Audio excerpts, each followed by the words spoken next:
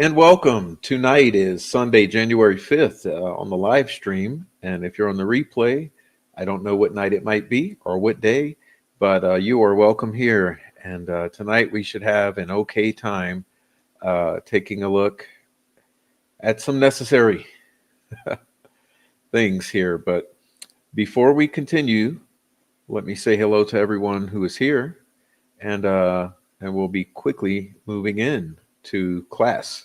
So welcome. Um,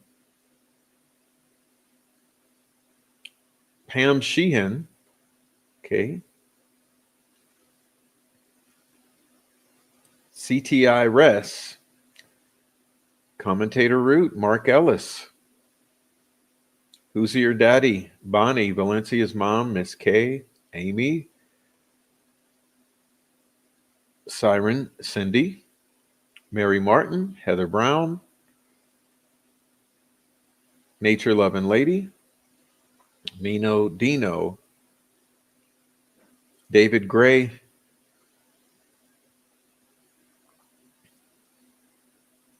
Michelle,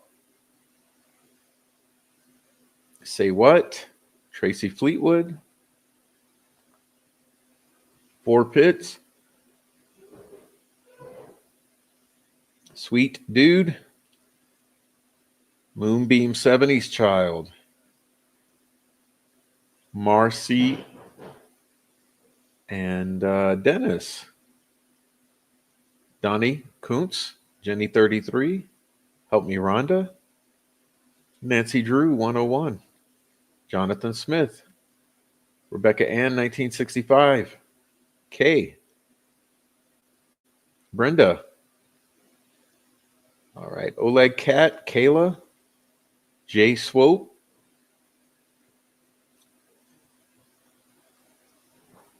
Mar R,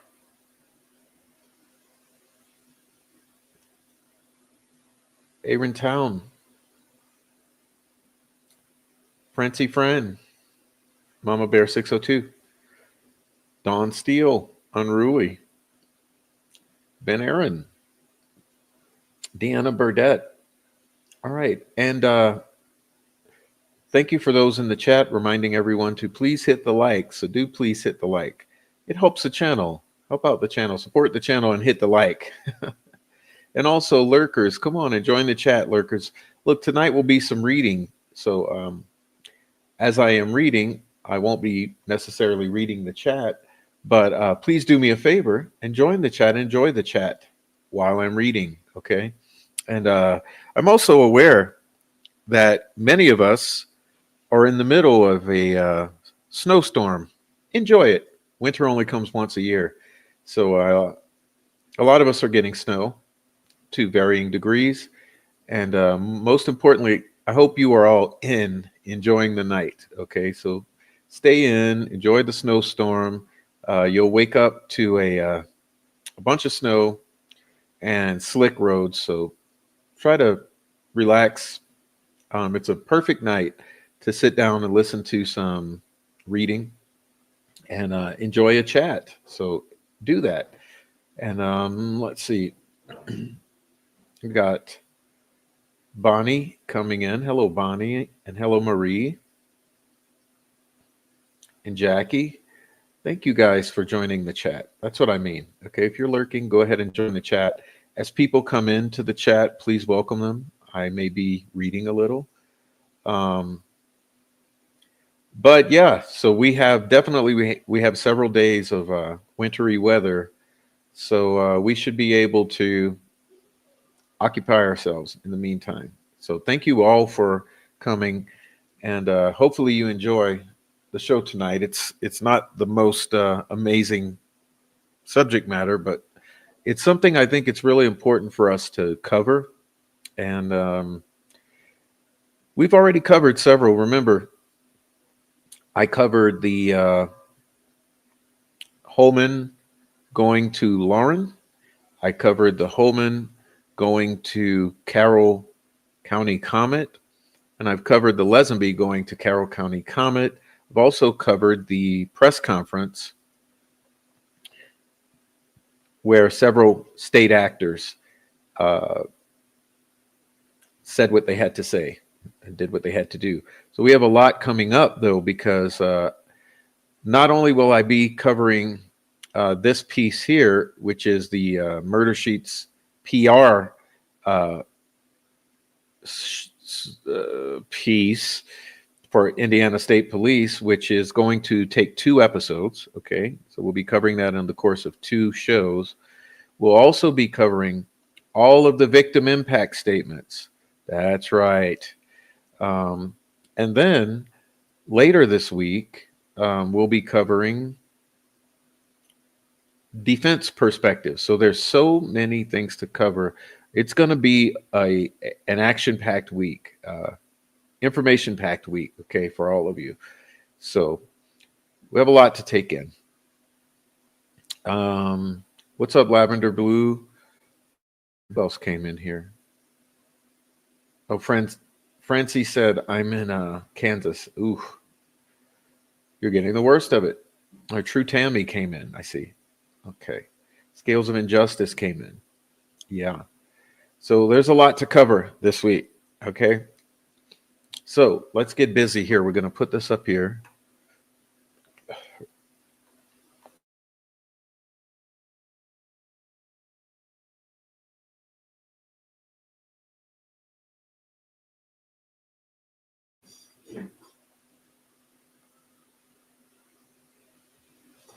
Okay. So what have we here? What we have here is the Delphi murders, Jerry Holman, December 21st piece that was released by Murder Sheet.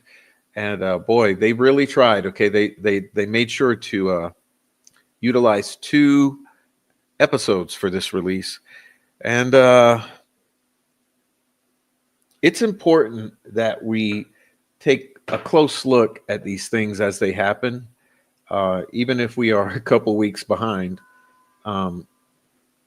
because we have to have a balanced discussion about what's being presented. As we know, for 7.5 years, there's been zero transparency regarding the Delphi murders investigation, the arrest and investigation of Richard Allen, the trial, and now the aftermath, where we can't even get one juror to step forward and give us any information. Okay, so we have basically nothing. We're literally running on empty here. And it's odd that at this point in time, the ISP personnel in Carroll County are running around to all sorts of friendly outlets to try and do some damage control, try to do some narrative pushing, and try to steer, I guess, the narrative here, or the public, in a certain direction. And that's been going on since day one. Remember, they tried to make those girls heroes for filming Bridge Guy, and they tried to make Bridge Guy a mere figment of our imagination into some killer. And now we've seen that they've subsequently tried to turn this accused, Richard Allen, into the Bridge Guy. So, you form your connections and you connect point A to B to C, and that's what they've done. And like I've said so many times, we have very little evidence at all that the girls are the ones who filmed that individual. Very little evidence at all that the girls intentionally filmed that individual, if the girls indeed were the ones who filmed that individual. Very little indication at all that that individual was in any way involved in any sort of thing happening to these girls. And it goes on and on. Okay, but these sorts of narratives are the way that they've painted this accused into this position. Okay. So they've sort of reverse engineered a murder and made this actor fit into their role. And I've said so many times that I think it's way more likely that the persons who may have lured the girls out there would probably be more likely to have done them harm or have ill will towards them than anyone else. And I've also said, what are the odds that two different pedophiles targeted these two girls on the exact same day and time? How likely is that? That the Anthony Shots user would lure the girls out there and then randomly and coincidentally, Richard Allen, pedophile, would try to target the girls secondarily. I just don't think it's at all feasible. I think it's yet another coincidence that's unlikely in a case that is full of coincidences. And so that's where I am. Pardon me. So I guess with that preface, we can begin to take a look here at what we are dealing with.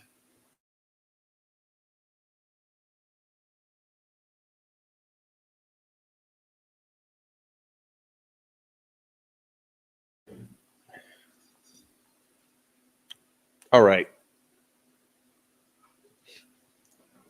And look, I'm aware that most people cannot read this small text unless they zoom in. And here's the deal. The point of me putting the text up is not for you to read it. Okay, I'm going to read it for you. The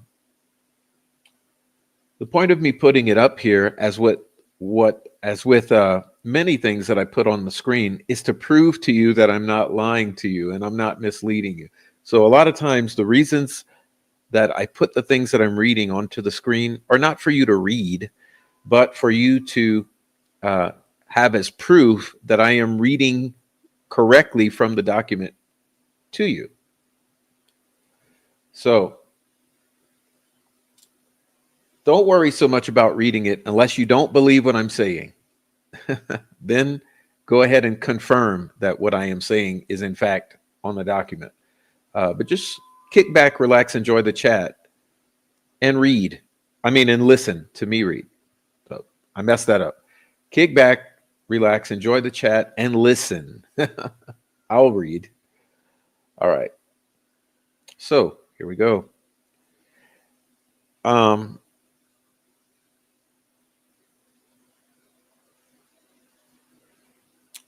this is going to be hard for me to do, as you know, because I'm really not a fan of these two peoples. Neither the interviewee. So all three of these people really get under my skin. So I'm going to have a problem here in maintaining my composure, but I'll try to, I promise you.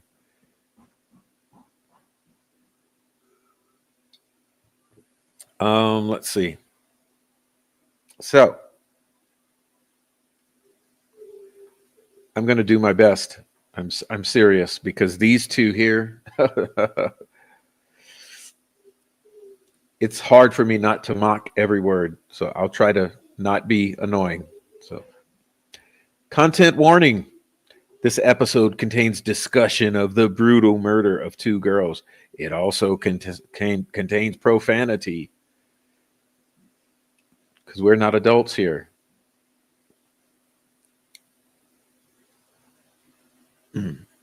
Today, we will be hearing directly from one of the lead investigators in the Delphi murders case. Well, I believe you should put investigators in quotations, allegedly, investigator. And then we come with the title. We're going to drop the title. Remember, it's a critical analysis, so we're going to be annoying in the looking at every word. Lieutenant Jerry Holman of the Indiana State Police. Big title there. He was on this investigation from the beginning.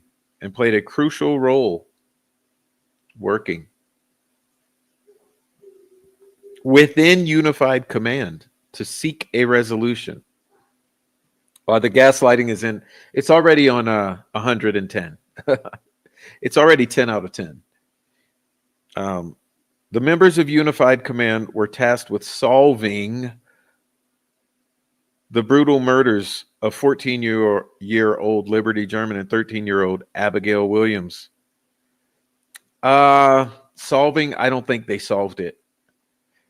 Two best friends. Well, not really. They're not two best friends. They are two friends. We've talked to all the locals. They were not best friends. They were just friends who were abducted and murdered in Delphi, Indiana in 2017. Oh, it's interesting that you add abducted and murdered because, you know, in any proper critical analysis, it's important that I look at the strengths of your argument. And so I must admit that I do agree and feel that that is a strong assertion. They were abducted and murdered, but I'm pretty sure that we have different ideas of what that means. Unified Command was a team of investigators and personnel made up of individuals from the Indiana State Police title, Carroll County Sheriff's Office, that's an official title, and the Carroll County Prosecutor's Office title, and several volunteers who all worked on the case. They ran down lead after lead for years until volunteer Kathy Shank found the crucial tip sheet about Richard Allen, and the whole thing broke open. Well, see, that's where the narrative spinning is also a little unbelievable, because I think most people at this point would agree that it's pretty unbelievable. This whole needle in the haystack lost tip narrative, Kathy Shank. Okay, so I don't think anyone's believing it anymore. So it's pretty obvious that's not what really happened. Okay. Here we go more with the narrative summary.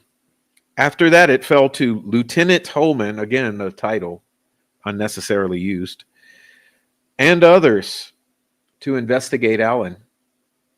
They did so, putting together a case that was extremely fucking weak. No, I'm sorry. I'm interjecting here. I got to control myself. I said I would.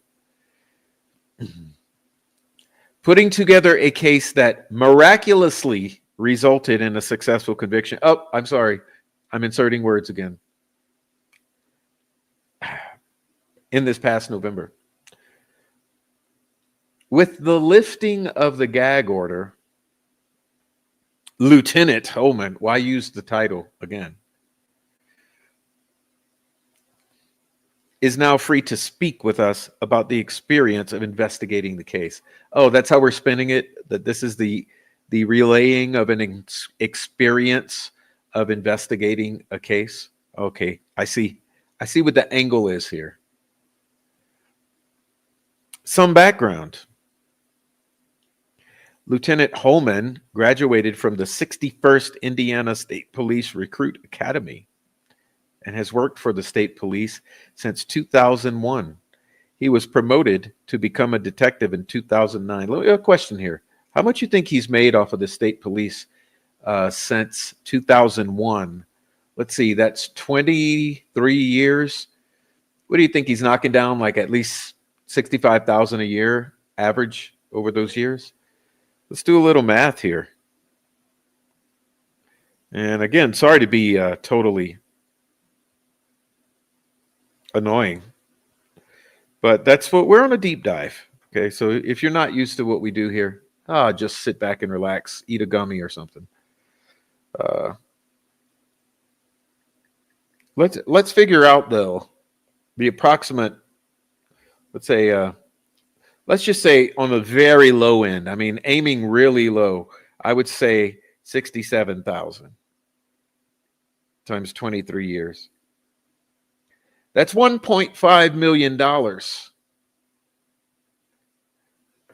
If he was making 67,000 a year, which is a low end, that's 1.5 mil. Mr. Holeman has been enriched working with the Indiana State Police. This past year, 1.5 mil. And I guarantee you it's above that because obviously he doesn't just make $67,000. He probably makes much more than that. This past year, he was promoted. Oh, we remember that incident, don't we? We remember the promotion. That was called the propping up of a state actor. Okay, so this is how they do things. When it's time for someone to have an important role, you promote them on up to make it appear that they have been excellent and done an amazing job and are deserving of promotions. And by doing so, you prop up your pawns in this game. All right. Remember, they did the same to Fran Gull before trial. Remember? He has undergone trainings around narcotics operations, drug intelligence, informant development and management, undercover techniques, hostage negotiations, crisis interventions, assessing criminal behavior, and the Reed Interview School. Ooh, you know what? Sounds like he handed them his resume in order for them to read down that whole list. You know, that's pretty interesting too. Why are they reading this off? And I would say the Reed Interview School is not necessarily a positive thing. That Reed technique has been the cause of most false confessions, most suicides, and other horrendous outcomes in the investigations of crimes. I would not be bragging about that. It's also likely responsible for the behaviors of Richard Allen in the interview room that was so contested, and the likely the reason for the suicide of Robert Kyle Fortson in October of last year. He also graduated from the FBI National Academy. In this interview, he will discuss the challenges of this investigation, involving the lead involving Kegan Klein, and once again, official title here used, Lieutenant Holman's own interactions with Allen. Wonder why they had to drop the FBI as a, you see how this is all a resume. This is all a resume. This will be the first of 2 episodes featuring, again, a title, Lieutenant Holman.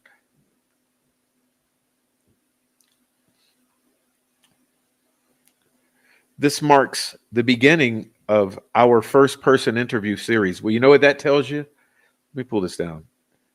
You know what that tells us? There's more of this shit coming, okay? That tells us there's more of this shit coming. They're probably going to have Kathy Shank, David Vito, Brian Harshman, Doug Carter, maybe Tony Liggett. They're going to have all of these people on to try to justify the Delphi murders outcome with Richard Allen. I guarantee you. That's why they're starting this new series. It's not for nothing. Okay, so let's be clear on that. We will seek to interview as many of the individuals with firsthand experience in this case as possible in the coming weeks and months. Oh no. Oh no. Oh no. If you had a direct role in the case and you are open to speaking with us, please email us. Oh, I'm sure you would love nothing more than to give a platform to every single person responsible for the railroading and false conviction of Richard Allen. I'm sure. This is part of our ongoing efforts to quote unquote report, or should I say, narrative push on the Delphi murders. For years, We have not gotten the chance to hear directly from some of the principal figures in the case. That all changes now. Oh, this is horrible. This is horrible. The last thing we need is to hear from any one of these anymore. Okay. I'm going to skip down past the bullshit introduction and say, can you tell us a little about your background? All right, here we go. Here we go. You guys put your hip waders on and your tinfoil hats. They're needed. The hip waders for the bullshit and the tinfoil hats for the conspiracy theories. Here we go.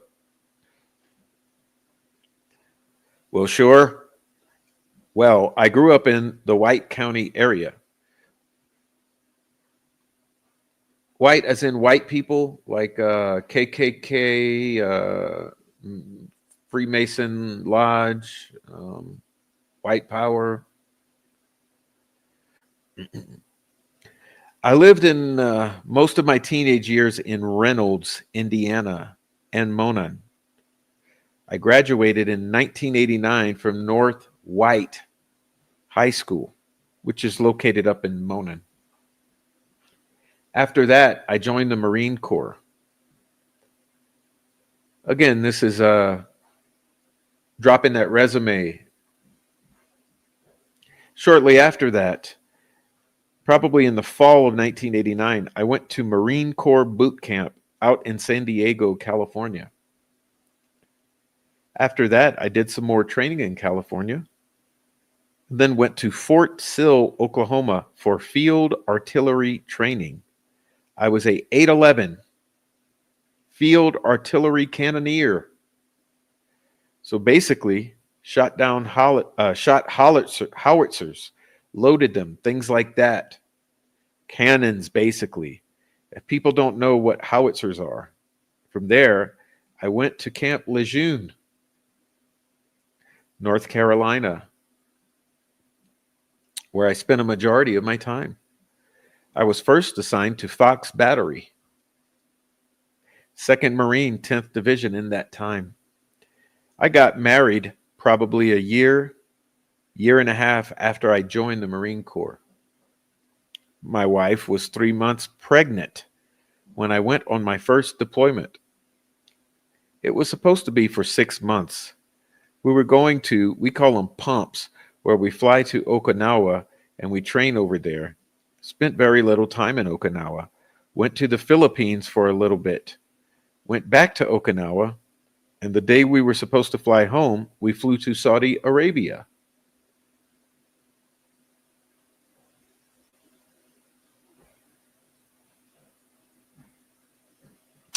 Because that was in 1991, end of 1990. Beginning of 91, when the Gulf War, the ground war kicked off. So they needed more artillery support.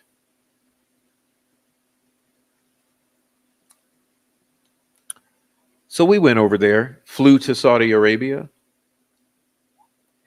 ended up moving up into Kuwait, and I believe just into Iraq.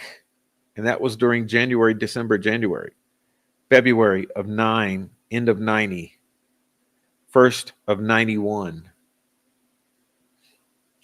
After that, came home, stayed in North Carolina, and I went on 2 Mediterranean floats. We called them med floats. You're on a U.S. vessel and you float around the Mediterranean. We go train with different countries like Turkey, Italy, Greece, Albania, Spain, just to name a few. I can't remember all of them, but I did 2 med floats. One was on the USS Gunston Hall. That was my first one. And the second one, I was aboard the USS Saipan, and I re-enlisted. And then I was honorably discharged in 1997. After that, I wanted to be a state trooper. I wanted to get into law enforcement. My father was in law enforcement. He was a town marshal of Reynolds and also a correction officer at White County.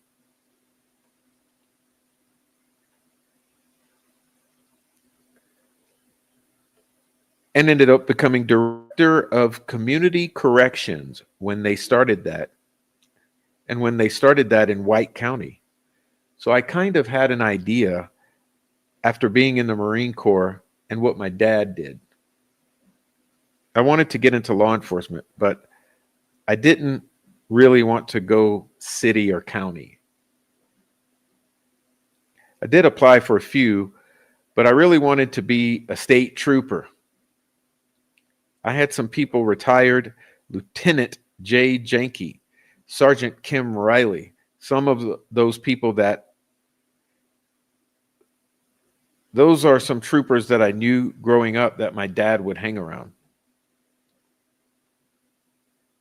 You guys getting that? So in other words, Kim Riley. So your dad, close friend of Kim Riley. Okay. So that matters because Kim Riley ended up being the major face of the investigation in the early days of Delphi murders. Remember that?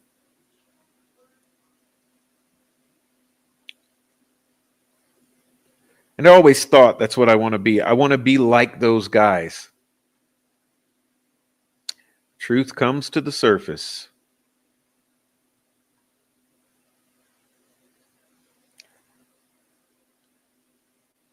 It's not fantasy world, Jer. It's not fantasy world. This is not a role you play. You don't grow up to step into this role. I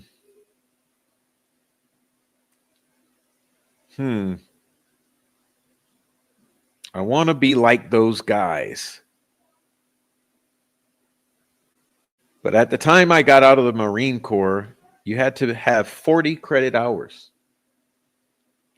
And I didn't have any college at the time. So I went to work at Wabash National, which is a trailer factory in Lafayette. My father-in-law at the time was a supervisor over the used trailer department, and they would hire a bunch of people through the temporary services. And I went through the temporary service and I worked there for him for 6 months. And then I got hired on full-time at Wabash, went and worked the line and ended up in metal fab.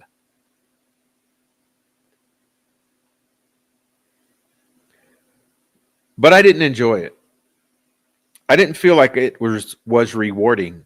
I was doing the same thing. And just coming out of the Marine Corps where you're doing all kind of traveling and doing all kinds of exciting things, high-speed shit, and serving your country, it was kind of a drop-off. Oh, so yeah, I understand adrenaline junkie. It's some high-speed shit. Marine Corps shit. Ooh, ooh, ah. So then I really knew I wanted to get into law enforcement. So I went back to Purdue for a little while. I kind of thought, well, if I don't want to be a police officer, maybe I'll be a school teacher.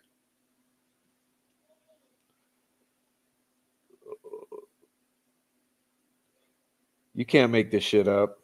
You cannot make this shit up. Can we just call it a night? Please. I can't. Just can't do this.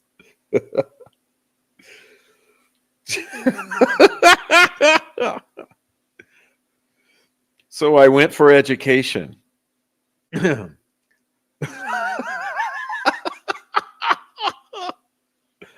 At first, I did a couple semesters at Purdue. It was extremely difficult because you had to spell read and write and arithmetic.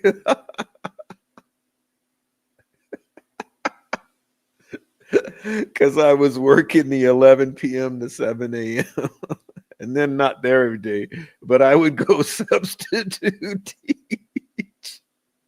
And from like 8 to 3:30, take a nap. I'm dead.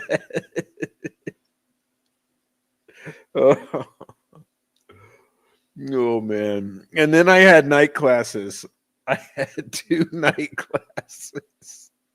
So I'd go to my night classes, which usually started at 7 or 8 and ended up at 9 or 10. And then I'd go right to work and try to get a nap in here or there. But at some point around 2000, I think it was the summer of 2000, I called him my neighbor.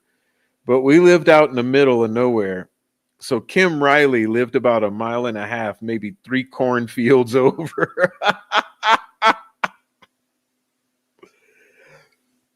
And then my wife, where she grew up, they were neighbors.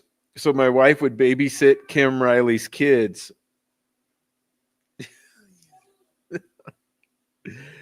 Is this picture coming clear now? He's painting a picture here. This is some White County cornfield neighbor of Kim Riley shit, substitute teaching as good old boy shit right here. He'd always stopped by or see me mowing the roadsides and ask if I was still interested in being a state trooper. I said, yeah, I'm still working on it. I'm working full-time job, going back to school part-time. And he said that the state police was going to use, if you had a certain amount of time in the military, you could use that in lieu of the 40 credit hours. And I said, well, if that happens, bring me an application. I'll apply right away. And then he did one day. Pulled out, this was before the internet and laptops and everything in 2000, just kicking off. He brought me a written application and I filled it out and started the process like June of 2000. And I got hired with the state police in January of 2001. That's when I started. So tell us a little bit about your career with the state police and how you sort of rose up the ranks with that. Sure. Like I said, I went to I was selected to go to the academy in January of 2001. Graduated in June of 2001. I was appointed to the Lafayette district as a road trooper. So everybody that comes through the state police, no matter where they are now, starts as an enforcement or road trooper. And I did that for about 5 years. I worked the White and Carroll counties. I worked midnight and night shift. No, I'm sorry, mid shift and night shift. So mid shift back then would have been like 2 p.m. to 10:30. And then night shift would have been 10 p.m. or late shift would have been 10 p.m. to 6:30 a.m. So I worked those shifts a lot. So I got a lot of experience with OWI investigations, drug investigations, things like that. And then in 2004 or 5, I was sent to methamphetamine, clandestine lab training. And I was able to identify meth labs and dismantle them. Well, shit.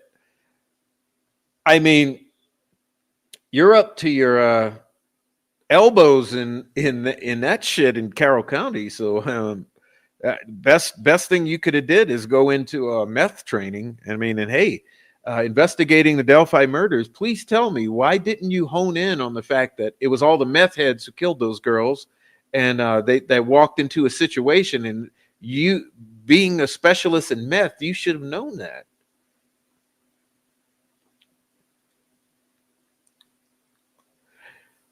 At that time, we had a part-time team, and I think sometime in 05 or 06, the law changed to where you had to sign for pseudoephedrine. And if you bought too much, then that was a crime. But it was also a lead for us to find out who was manufacturing methamphetamine illegally in the communities. Shit, I can help you with that. Most of the family of the victims, for starters, and then the Kokomo crew, right?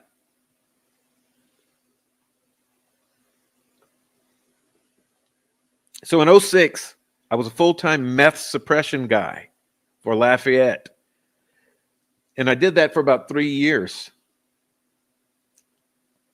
Did a lot of training, a lot of investigative experience interviews, following up on people that were basically buying pseudoephedrine for people to make Smurfs. Smurfs. So you know Jinx. It's all coming clear now. It's all fucking coming clear now. Because it's all the Smurfs who were the trolls for the past years in the Delphi murders. And now it's becoming clear as to why you guys never dealt with all of the trolling, harassment, doxing, death threats, and all the shit that you were sent. Because you're basically, you know, the trolls like the back of your hand. Because they're the Smurfs.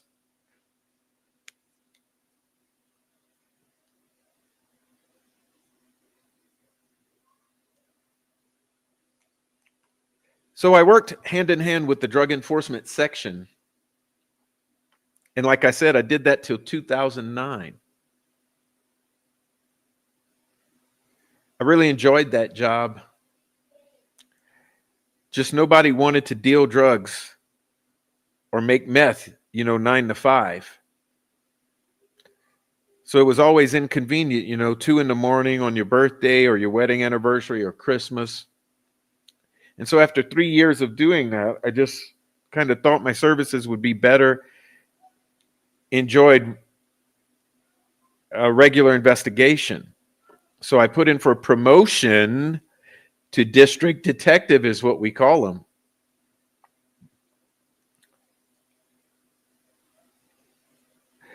And I got that promotion in 2009. So I was a district detective. District detectives work a little bit of everything, child molest cases, bank robberies, homicides, officer-involved shootings, financial crimes, internet crimes. I mean, basically the bread and butter of Carroll County. So, hey, you know what they say? In your element. In your element. But see, he wanted that 9 to 5. He wanted that 9 to 5. So he left the meth heads and went to the other criminals. So I did that for about 5 years. And then in 2014, I was promoted again. Wow. Are you Freemason? Are you a member of the lodge? I read today that there are 50,000 Freemasons in the state of Indiana alone. 50,000 just in the state of Indiana. It would make sense that you would be one.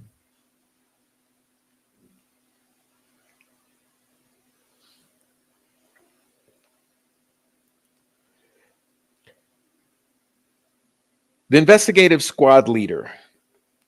I was promoted to sergeant. The investigative squad leader does a lot of the day-to-day supervision of the detectives.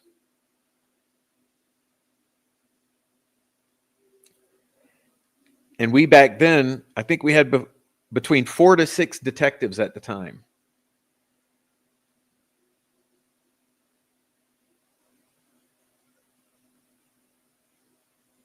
And you're responsible for reviewing their reports, making sure that they have the training and resources available to do their job. And as sergeant, you still worked a lot of cases with them as well. I only did that for 2 years. And then I was promoted. What? How many promotions are you getting?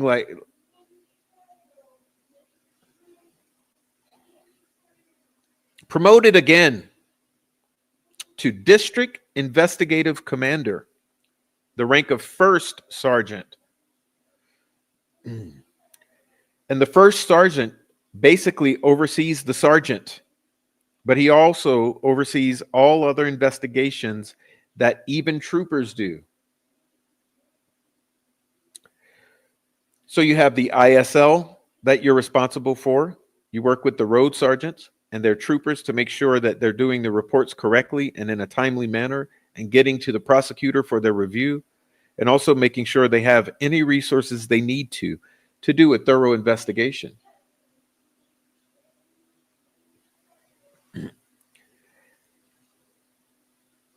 And I did that from 2016 to 2024. Well, paper pushing is what you're saying, because that's basically a paper pushing job, right? It's kind of like making that probable cause.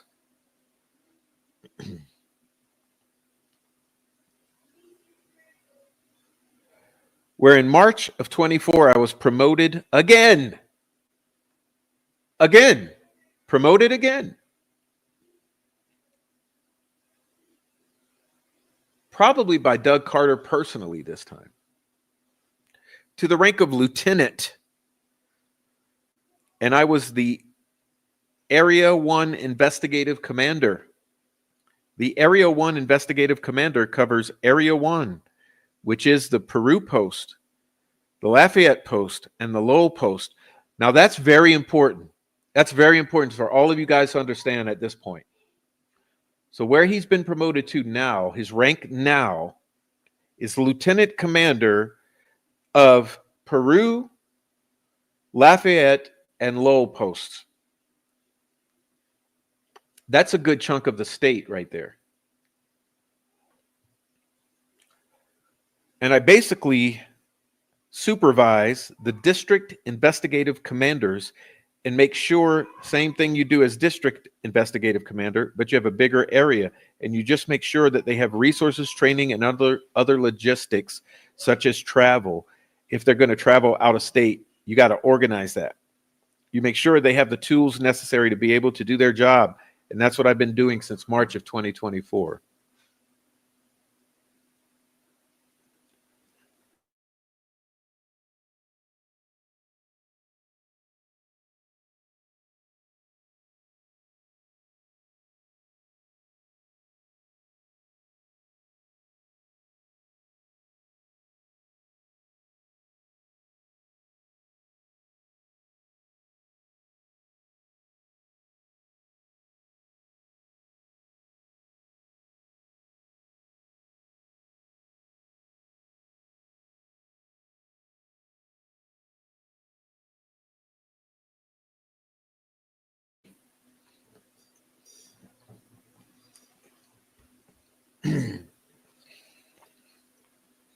Sorry, I had to get a little bite.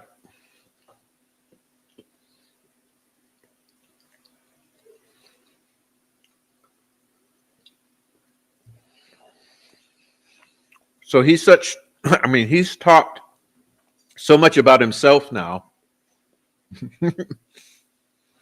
that one of the murder shits has to correct him or get him back get him back on target.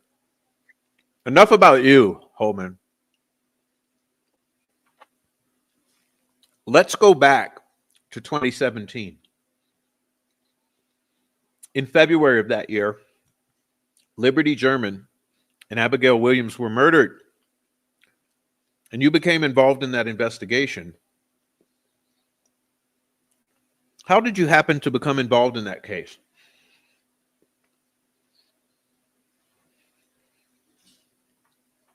I was in charge of all district investigations.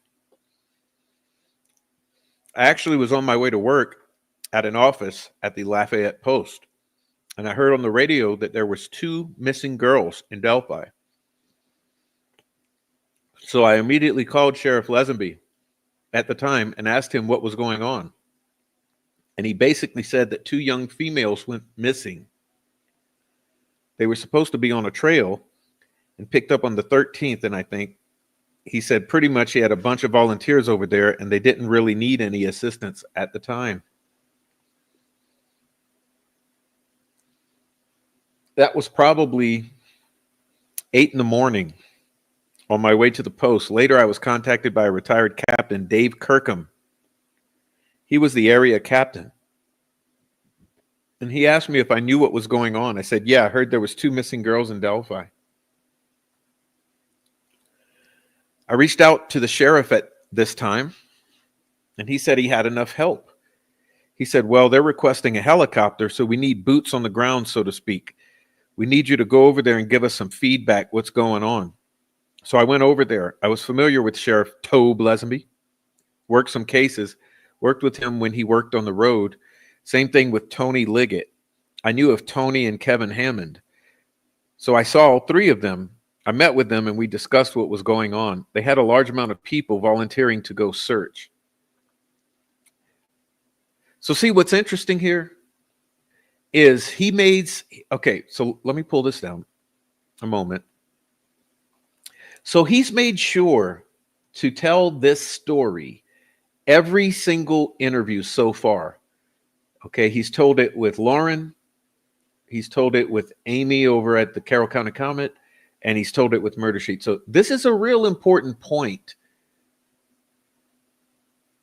that he's pushing in this narrative is how he and when he initially contacted boots on the ground. So let's keep reading here.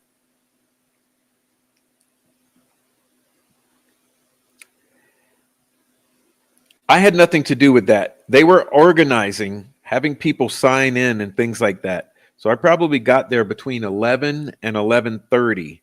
Shortly after that, around 12 p.m., we were notified that the two girls were located in the woods near the High Bridge. See, that's where I differ. That's not what really happened. That's not what really happened. I mean, Dave Erskine very clearly indicated what happened, and little Frankie very clearly said what Becky told him. So there's this huge discrepancy about the time the girls were found, and we'll never forget that. Okay, that is a talking point that is an anomaly in all of this, and you have to ask yourself why.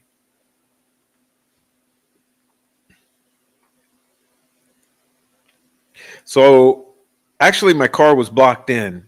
So I rode out with an FBI agent at the time named Rich Davies. And we went to the scene. There was already some police officers there, not many. Okay, listen to this story very carefully, please.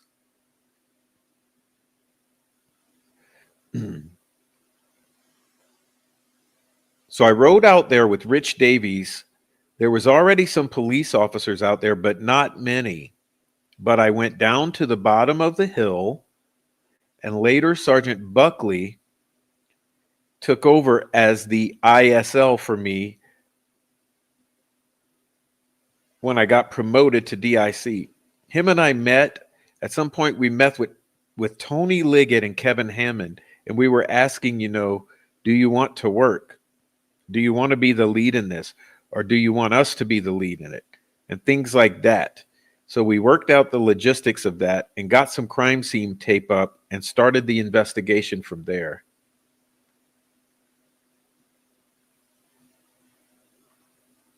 You see, my gut instinct here, my intuition says there's something about this moment. There's something about this moment here, which is a glitch. There's a glitch in this moment here.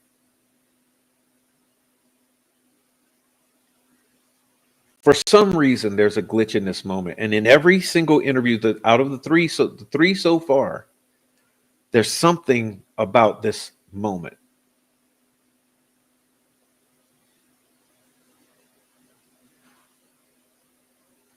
I don't know what it is, though. But there's something. There's a reason he's talking about it this way.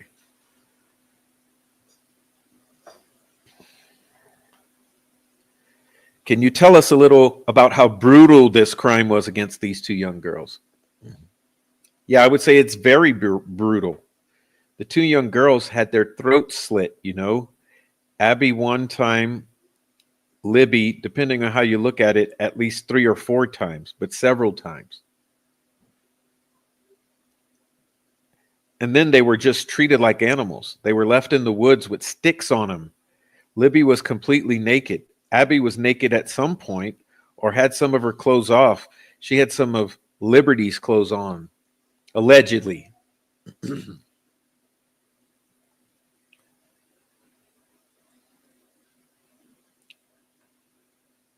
And here's where we're going to get to here's where we start. Okay, this is where it starts with the narrative pushing. So all of you guys out there, get your pens out if you're taking notes. This is where it starts with the oddity of the pushing the narrative against Richard Allen. So get ready. And like I said, Richard Allen, treated these two like animals.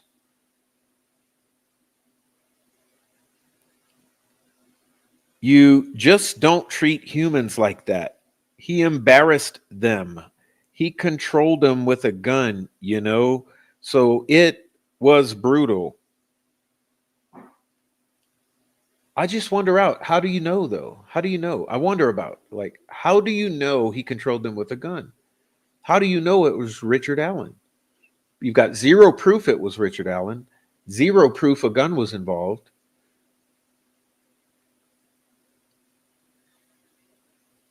It's just odd to me.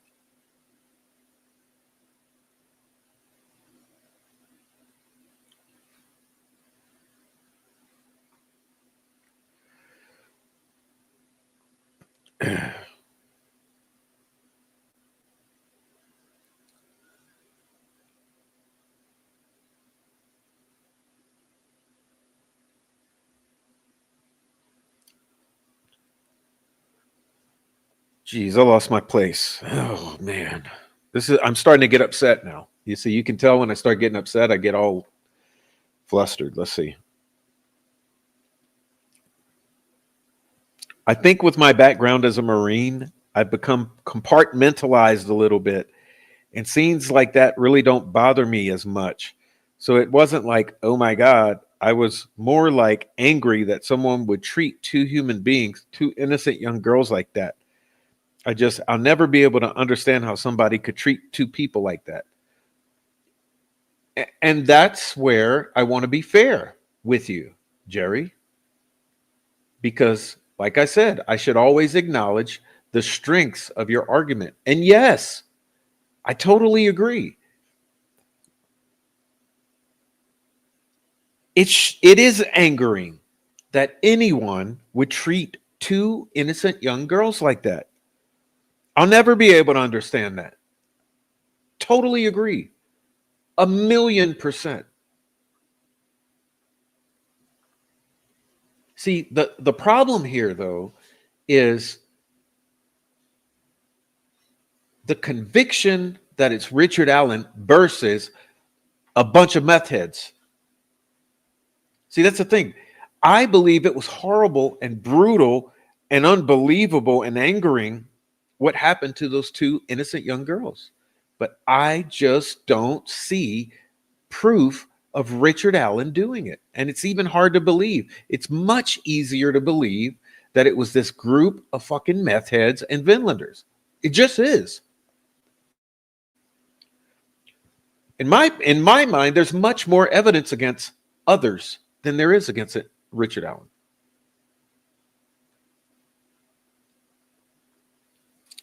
So I was more angry about that in all of the brutal, horrific crime that it was, just because I became a little bit callous to it with 8 years in the Marine Corps. And at that time, 2015, 20 years as a state trooper, you just unfortunately get used to that.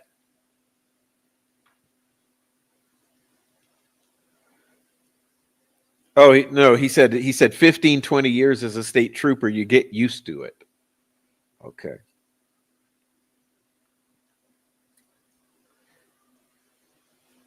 So you mentioned that, from the get-go, you guys were working with the Carroll County Sheriff's Office, and there were other agencies involved as well. And I'm just wondering, you worked it for so many years. What was working in the beginning like, and how did that change over time? So what did the workflow look like for you?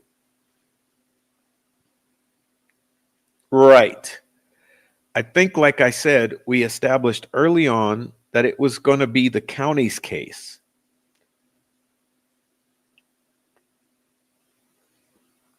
Initially, ISP agreed to assist with the FBI. Steve Mullen was the chief of Delphi. And I remember standing at the bottom of the hill, there he says it again, talking to Kevin and Tony and asking them, like I said earlier, do you guys want to be the lead on this, or do you want us to? And I can't remember which one, but one of them said, you guys should probably take it. And the other one's like, well, let's talk to the sheriff. Sheriff come down and said, hey, I think we're going to take it, but will you support us and give us all the resources that we need to take, that the state police have, so that we don't?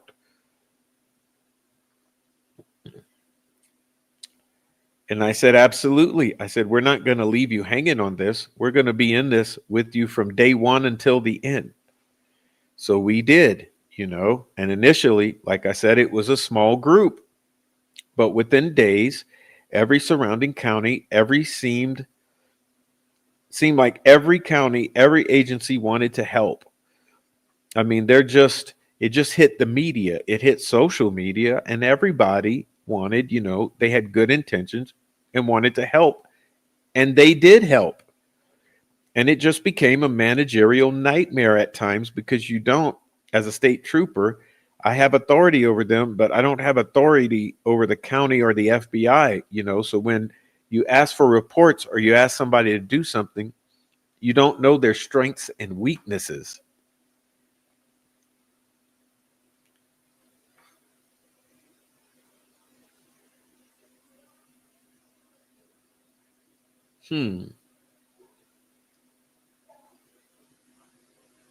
This is the talking points that concern me here are how he's spinning this narrative about whose decision it is that Carroll County take the lead. I've noticed that in all of these interviews. This is another one that he's spinning to say that he's establishing this definitive narrative about how the decision was made that Carroll County become the lead of this. But then he's complaining that it's a nightmare because you don't have authority over the county or the FBI.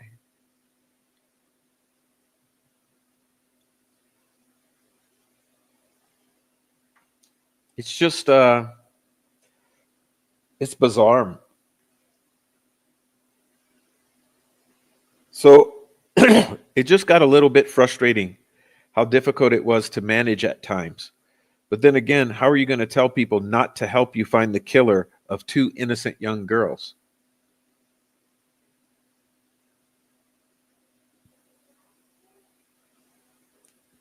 All right, just a moment.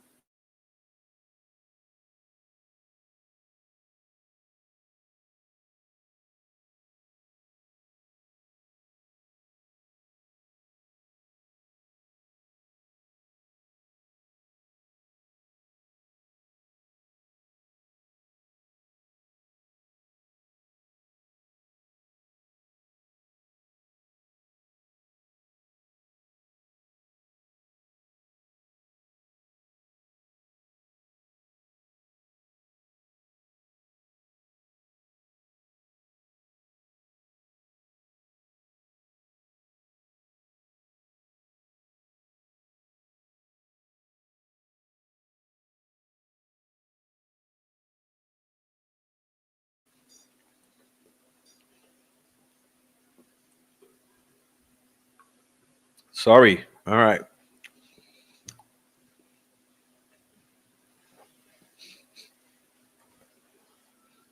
So after a few years,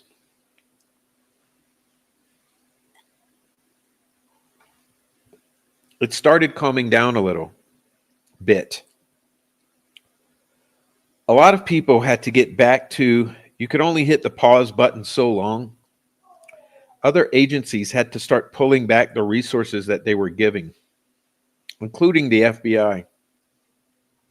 The FBI had some turnover rate where I know Mike Peasley was transferred, Rich Davies had retired, and we got a few other people in and out of there. But they had other things to do as well. But anytime we'd ask them anytime we asked the FBI, we were able to get assistance if needed. Hold on. So you're saying after a few years, not a few days, you're saying that after a few years, it's time for people to get back to what they were doing before? No, not buying it. Not buying it. No. The way this really works is, yeah, after a few days, people have to get back into some sort of flow. Once things have gone into several years, they're good where they are. So there's something not right here, okay?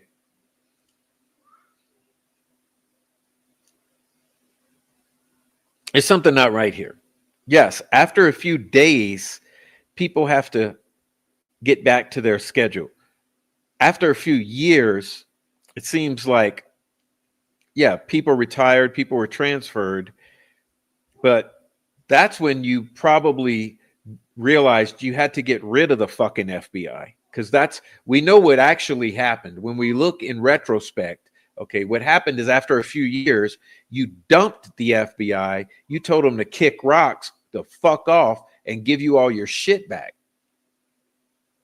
All right, that's what really happened. But let's continue.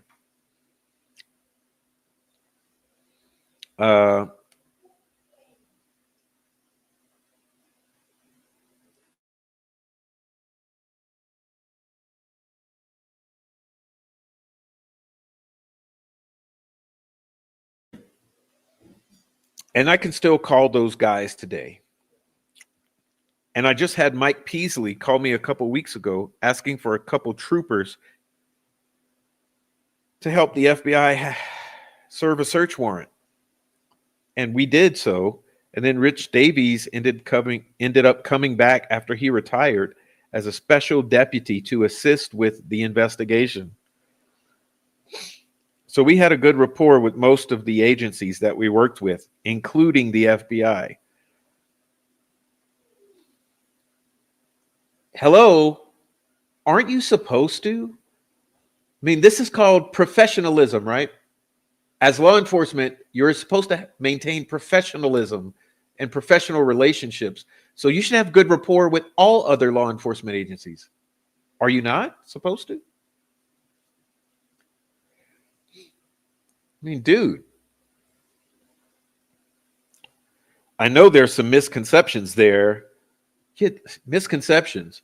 What, the fact that you kicked the FBI out of the fucking Delphi murders investigation for no fucking reason whatsoever? But everybody wanted to help, and we wanted everybody's help, but it just turned into a little bit more than we anticipated.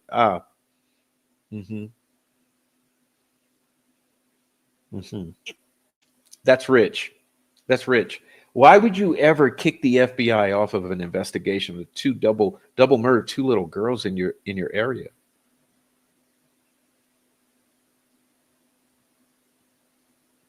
It doesn't pass the smell test.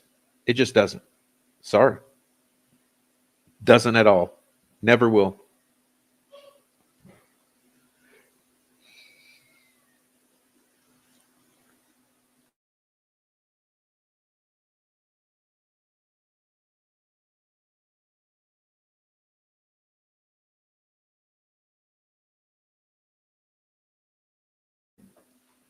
I mean, was the FBI like, yo, you got to do something about these white nationalists in your fucking counties?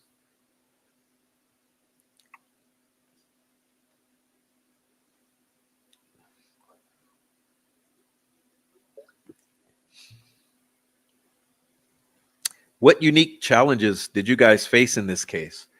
Oh, you you like how she just whoop? Oh my god, that's like a woman. That's like a woman, right? Just straight up change the subject in your face. Just in your fucking face. She's like, so anyway, I was talking to Maria and oh my god, dude. Come on, dude. What unique challenges did you guys face in this case? Let's change the subject real quick.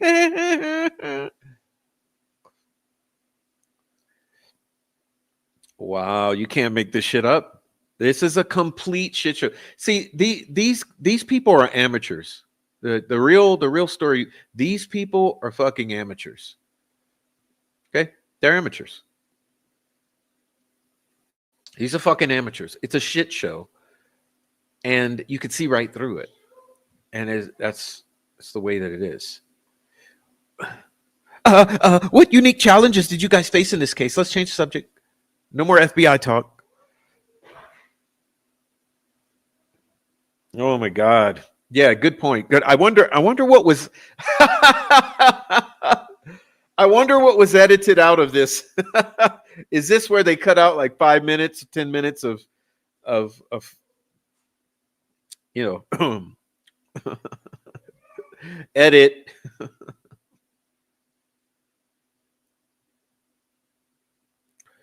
Well, I think when people think about the case, they don't realize how far out in the middle of nowhere it occurred.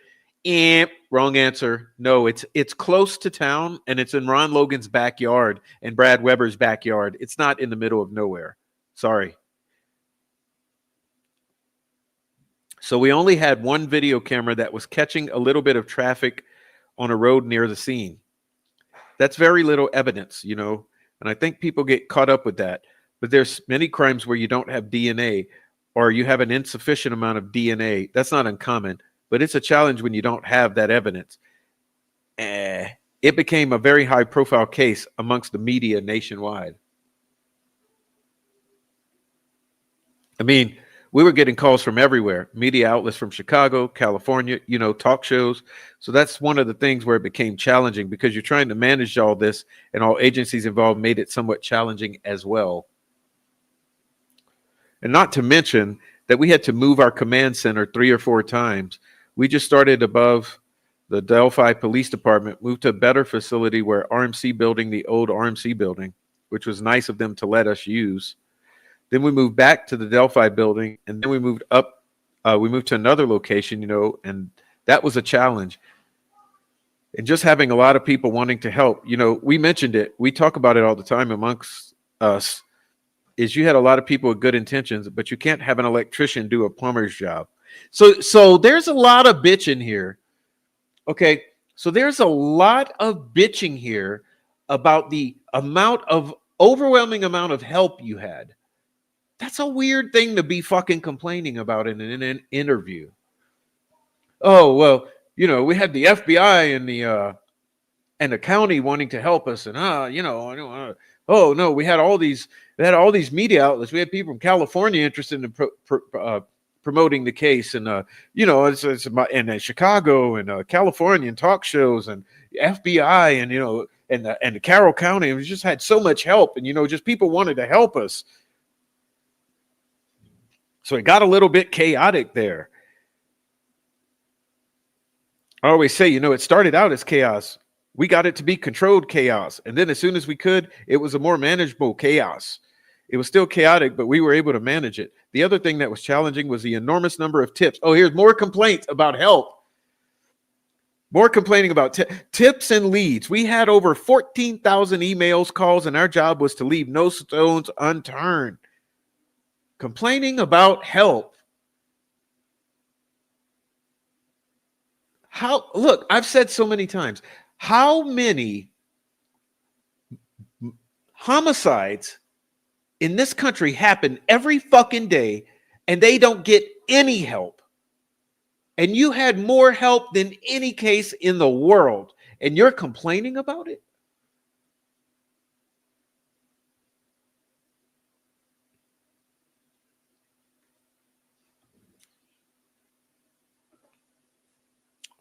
So we would not only address those tips that come in, but go back over and review it, have other agencies do a peer review. And by doing that, we cleared a lot of people. We also made a lot of unrelated arrests too. So that was helpful. No, this is narrative spinning. This is making it seem like you do a good job. How about this? Yeah, we lost 70 days. We deleted 70 days of interviews, probably of people who would have led to exculpatory or to the actual killers, which would have been exculpatory to anyone we were setting up as a patsy.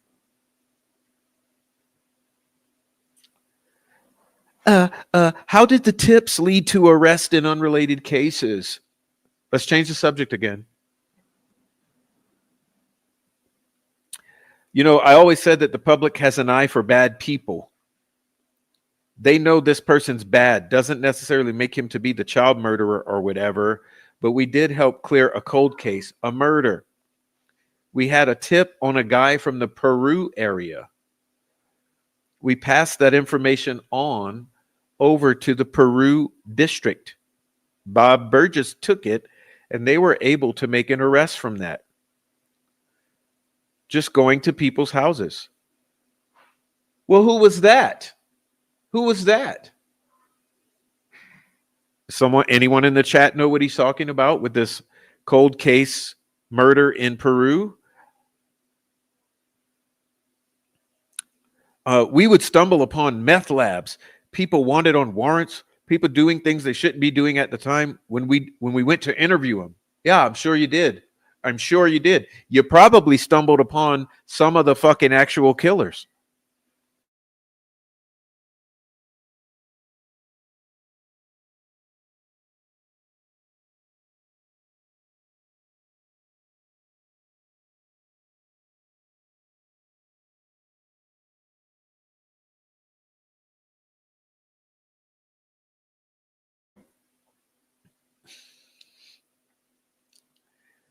So some of the tips were obviously helpful, you know, even in ways that may have not been intended to be. Were all of the tips helpful? This is what you call asking a question you already know that. Look, you stupid motherfucker. All right, Kevin, look, Kevin, you know all of the tips weren't helpful. Why would you ask that question?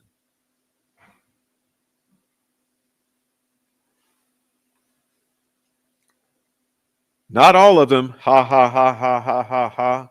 Not all of them. We did get a lot of unorthodox tips, and some tips just didn't have enough information. You know, we'd get a call saying, looks like a guy who sounds like a guy, but they wouldn't tell us where or who, you know. He's at Walmart. Well, what Walmart? We didn't know if it was a state of Indiana or North Carolina. So often those were not helpful. We would get some, just like I said, off the wall type tips about the Sasquatches living under the bridge.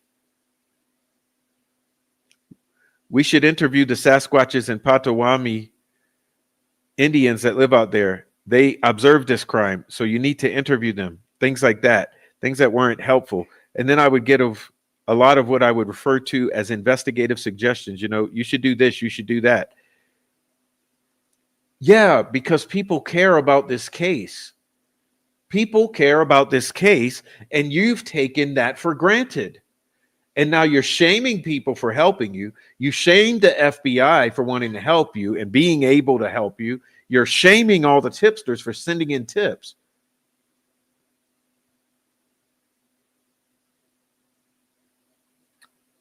A lot of them we'd already done. Sure. Right, Jer. I can't remember anybody giving us a suggestion that we didn't think of. Oh, really? Really? So you mean to tell me not one tip at all was in any way helpful because you thought of everything first? Can we reread that? Can we please read? Come on, please. Look, it's down here. Look, this is the second no, the third paragraph from the bottom here. Look, right here. Okay, right here. And a lot of them we done already. I can't remember anybody giving us a suggestion that we didn't think of. Like some of them were good, like check all the sex offender register lists in the area, check all the cameras around the crime scene, interview everybody that lives out there, just things like that. You know, we'd already done multiple times, but some of them were just a bit crazy, like we should polygraph the guy on the bridge. I like how you're making fun of it. I like how you're making fun of it over the fucking sleepless nights. Okay. The extreme mental and emotional distress that people have been subjected to because of this case. Shit, the damn near suicides over this case. And you're laughing about it. Well, use sodium pentothal, ha ha ha, on the guy on the bridge to make him tell the truth. and just some things like that. And we definitely, you took the good with the bad, but we appreciated how much the public wanted to help. It was just not locally, but nationwide. We were getting tips all over that it was duly noted and very appreciated. You can't make this shit up.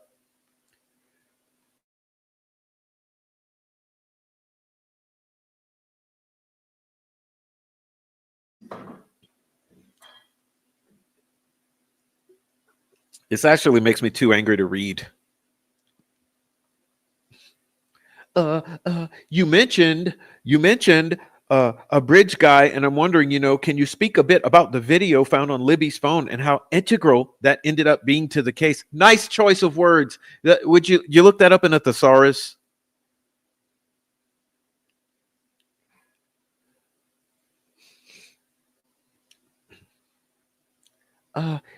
It's integral, Kevin, that you put your penis in me. I am in desiring of copulation.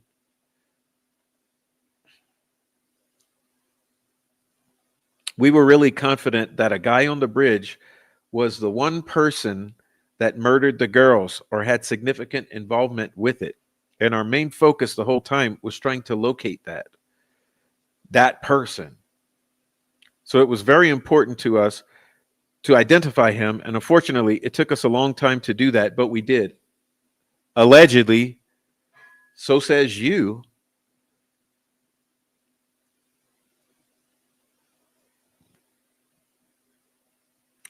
One thing I always wondered about was a couple of years ago into the case. Sorry. A couple of years into the case, there was this press conference where it was announced that a new direction was being taken. What was that about, and what inspired it? It was integral to the copulation of the couple joined in holy matrimony. Well, like I said earlier, we had a lot of different agencies reviewing the case, and we had people giving their input, and we were at the point where we weren't really getting any new information. So we wanted to try a different approach. And some of the suggestions were to speak directly to the killer and tell him that we thought he was hiding in plain sight and trying to generate better tips.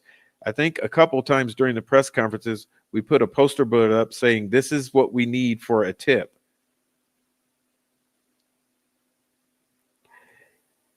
And I don't remember exactly what it was, but, give us more information than just sounds like my cousin, looks like my cousin, where's your cousin live? Is he tied to Delphi? Do you know? And we understand that some people don't know all that information, but we were requesting more information to do. So basically, what you're admitting is it was all bullshit?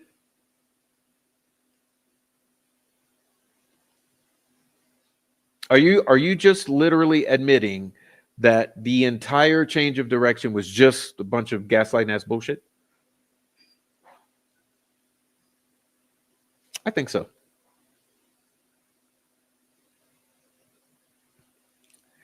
And then we did the new sketch.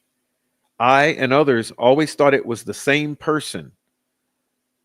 All right, here we go with the narrative spinning. Okay, this is the narrative spinning. So, like I said, get your notebooks out. This is something that goes in a notebook. Okay. Talking point that he's doing this interview to spread right here. Sketches. We always thought it was the same person. Let's read it again. I and others always thought it was the same person. Okay, but what about that press release that very clearly says they are not the same person? Oh, you thought we didn't remember that a couple days after this press conference you're discussing, that you literally put out a bulletin to clarify the two sketches, and that the new sketch was not the old sketch, that they're two separate individuals, they're not the same person, and that the old guy sketch is no longer a person of interest. Now the new person, the young guy sketch, is the person of interest.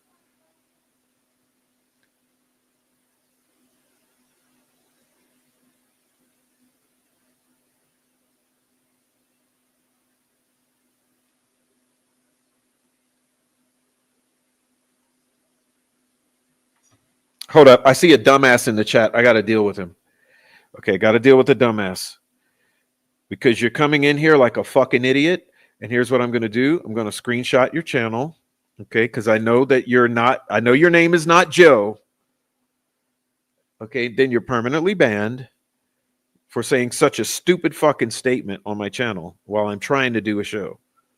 Okay, you're literally trying to derail me right now.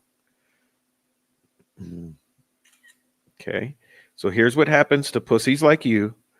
Okay.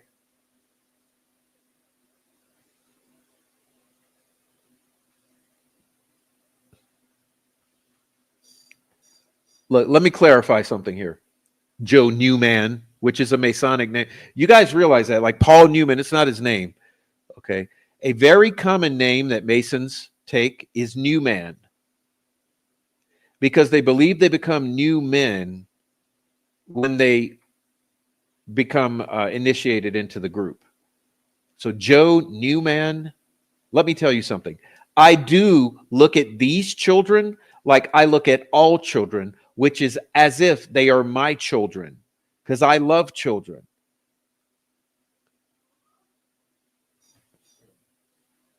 So back to what I'm actually doing. Okay. Sorry about that, guys. I don't like to get distracted. Should never even look at. That's why I don't look at the chat. All right. Where was I here? Let's put it back. Let's get back on track.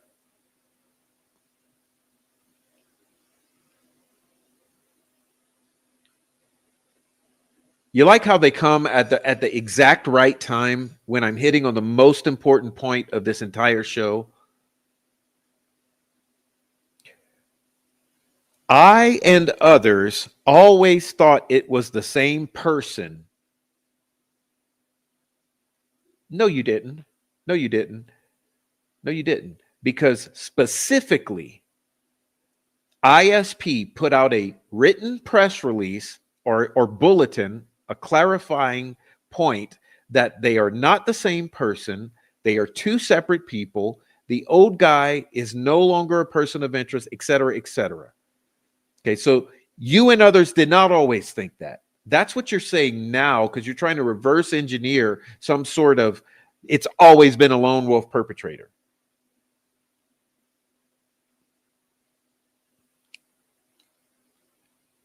Because different witnesses saw Richard Allen from different angles and different locations, different lighting. Oh, really? Really? So so first of all, you're claiming that they all saw Richard Allen. Well, question for you. Why couldn't any of them say, yeah, you know, Richard Allen, that guy over there, sitting right over there, that's who I intended to portray in this sketch. None could do that. You know what else none could do? None could say, yeah, that guy over there sitting right in that chair, Richard Allen, yeah, he's the one that I saw out there that day.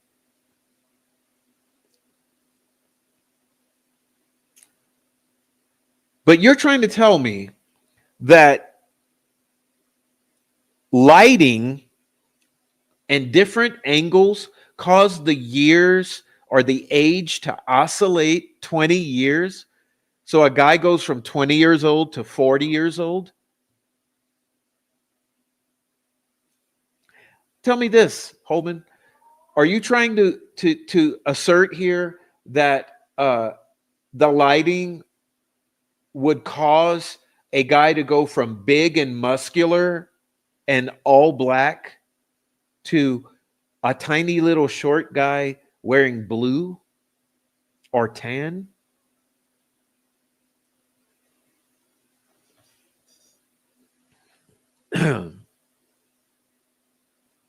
So we thought putting out this new sketch may give someone the same perception that the witness had that day.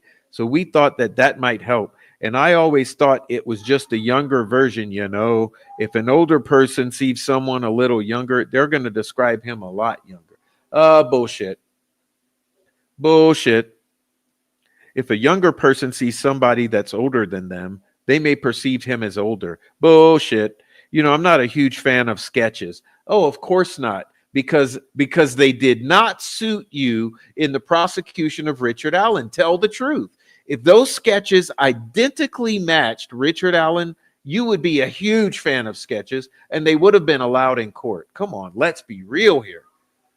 Neither of those sketches match Richard Allen at all. They both conflict, just like the witnesses' descriptions conflict. Nothing fits Richard Allen. Therefore, you didn't want nothing in there. And you're not a fan.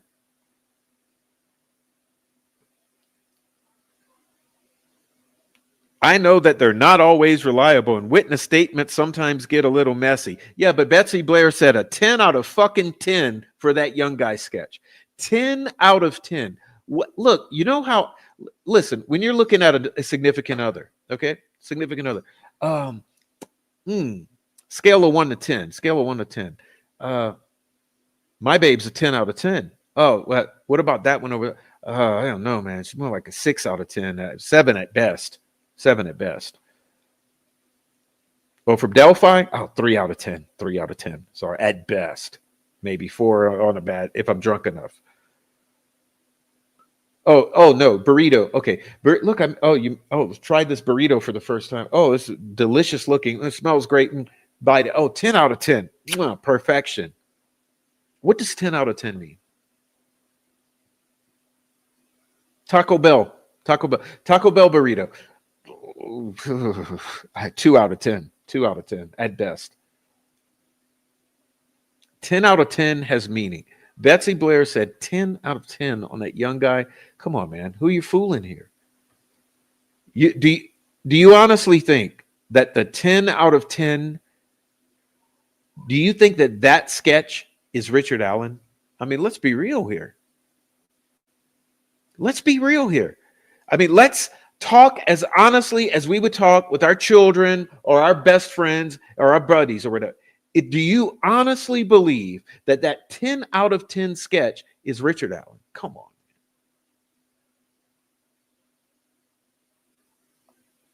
There's no way.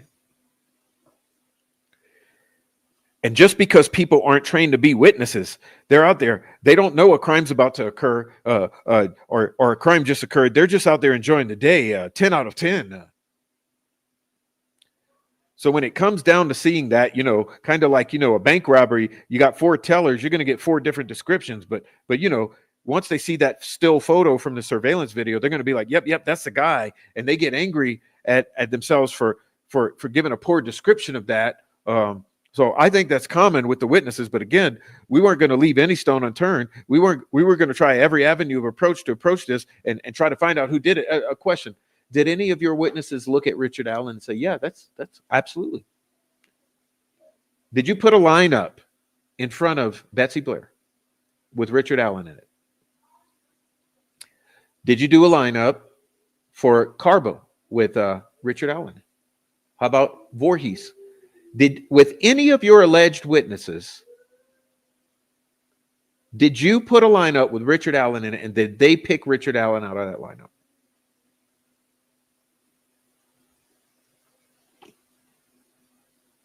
Can't answer the question, can you?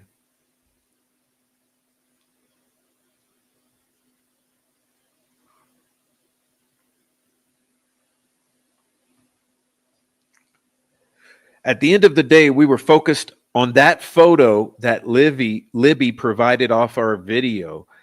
That was who we were saying, the superintendent said multiple times, don't focus on the sketches, focus on the video, the clothing, anything like that. So you're going to identify a fucking clothing? So in other words, we know you can't see the face on that image. So you're expecting them to identify a double murder of 2 little kids based off of some blue jeans and jacket that 90% of the men in central Indiana wear? Loosely fitting blue jeans and some sort of jacket.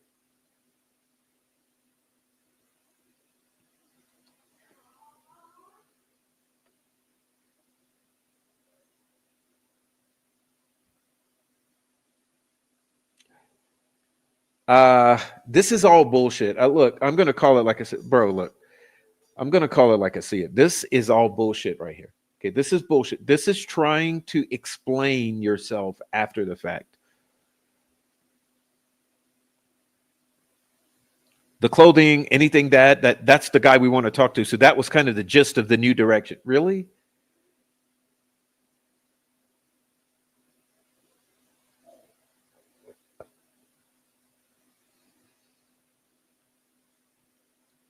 Mm-mm. It don't work. It don't work. It don't work. You mentioned that you wanted to kind of confront this guy or speak directly to him through that press conference behind the scenes. What sort of things were you guys as investigators talking about when you were thinking about, what kind of person did this in terms of characteristics that he might have?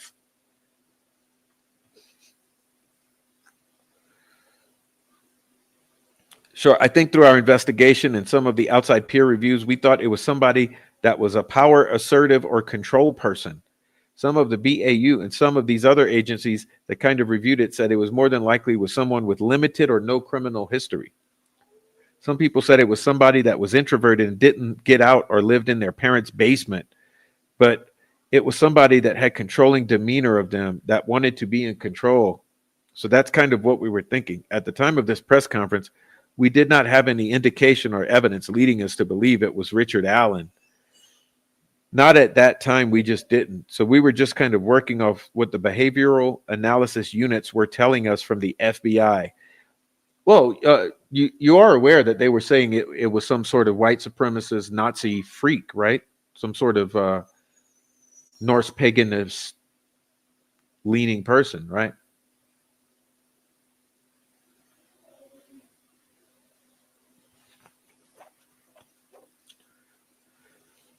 Can't remember if the U.S. Marshals were involved at the time yet or not, but their BAU did analysis on the information. And then we had another group from the Sherry Black Foundation, a couple of former psychiatrists, and a former Pennsylvania state trooper that gave us an analysis.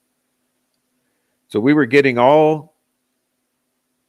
going off that information and trying to figure out what type of person. And that's what we've come out with, is a power assertive control freak, probably someone who has fantasies about sexually assaulting 2 young girls as well.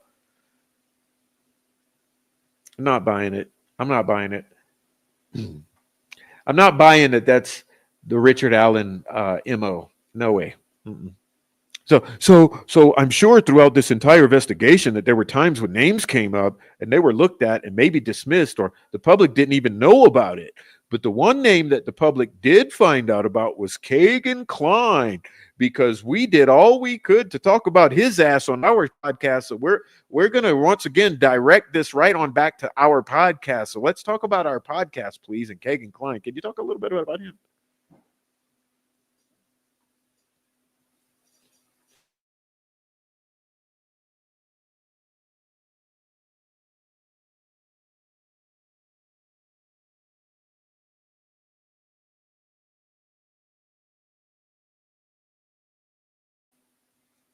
Thank you, Chevy Killer.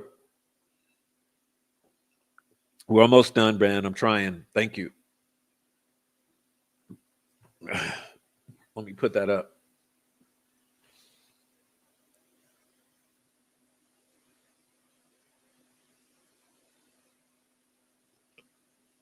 Yeah, we're on a full out PR campaign right now. Full out PR campaign. Hi, Shibby. Good night, all. Good night, Chevy Killer 306. You got snow? Do you have snow? We're in a blizzard. Half the country's in a blizzard, damn near.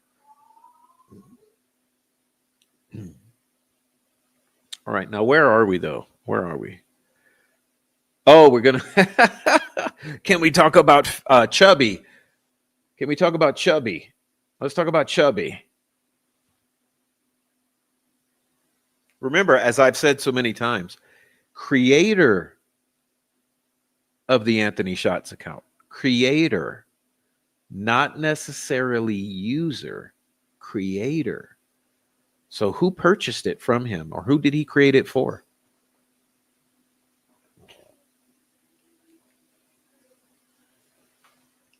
Sure, I can't remember exactly how we got the tip, but I know it came through our ICAC, Indiana Crimes Against Children. They started working that case as somebody who was a child predator and was soliciting young girls for meet them and get pictures.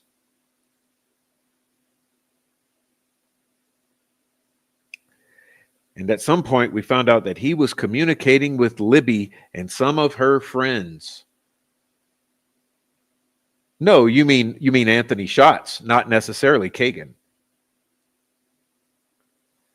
What we learned about Kegan is that he was a pathological liar. Yeah, you know why you say that? You know why that's a talking point? Everyone put this in the notebooks too. The reason that they consistently, he's also said that in one of the other interviews. The reason he consistently labels Kegan Klein as a pathological liar is because you have to, in order to say that he's lying about the fact that him and his dad were over there at the trails that day.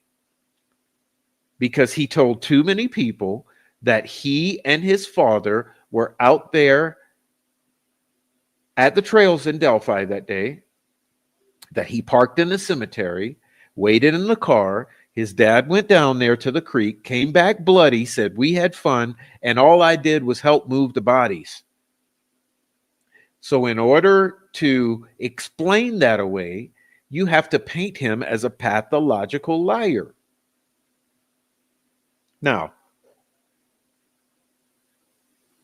did he possibly also create the account that was communicating with the girls? Yes. He created the Anthony Shots. It looks like it. Was he also selling material of a sexual nature to other people in the community? Yeah, it looks like it. Was someone using his accounts as part of this Dropbox? Yeah, it looks like it. So it looks to me like Kegan Klein is a nexus in all of this. That's what it looks like to me. He's a nexus. But to make that go away, we're going to just go ahead and label him a pathological liar. Therefore, erasing the nexus. He was using a first fake persona named Anthony Shots to lure these girls in. You don't know if it was him using the Anthony Shots. I believe it was someone else. And we investigated him very thoroughly. Come on, bro. We spent countless hours, manpower, and resources on him. Yeah, right. Come on, man. And at the end of the day, here's the truth. Okay, get ready. Here's a truth bomb. We just were not able to establish probable cause in this case. That's the truth bomb. Remember, I said I'm going to give him credit where credit is due. At the end of the day, we just were not able to establish probable cause in this case. Do I think he was communicating with the girls and that may be one of the reasons why they showed up on the bridge? Absolutely. But that doesn't mean he's responsible for murdering them. Right. Right.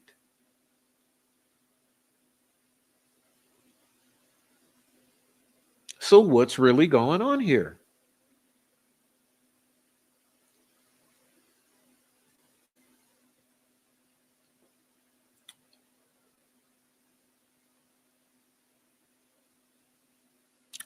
We've exhausted every investigative technique we could and just couldn't establish that probable cause that he's involved. Right. That's what I'm saying. And I think he kind of, to get jailhouse cred or whatever, took the opportunity and tried to get 50 minutes of fame by doing some interviews and saying some things that weren't necessarily true.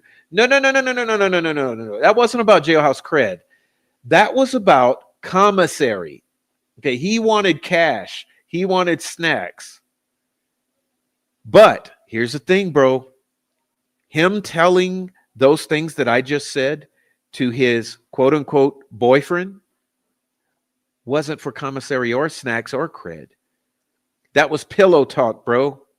That was pillow talk. That's Kegan Klein gay pillow talk to his jailhouse boyfriend. Do you get it now? Pillow talk be real as a motherfucker at times.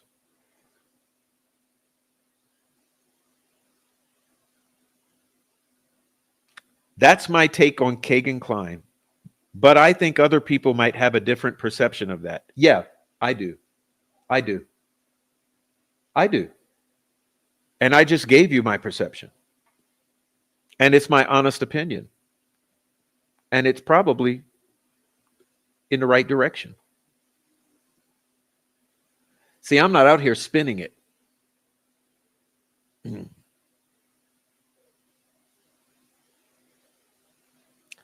I'm not on a PR campaign for the state of Indiana. So things like the red Jeep that he traveled to the crime scene in, you know, that you guys were not able to find on any footage, like you have to go where the evidence is. Look, bitch, he didn't say to his lover, he didn't say a red Jeep. He said his car. He said he was in a car. Okay. The red Jeep, that's something he probably lied to you guys about. Murder shits, because you were stupid enough to be duped and give him some commissary. But from the real people he told this story to, he said he was in a car, not a Jeep.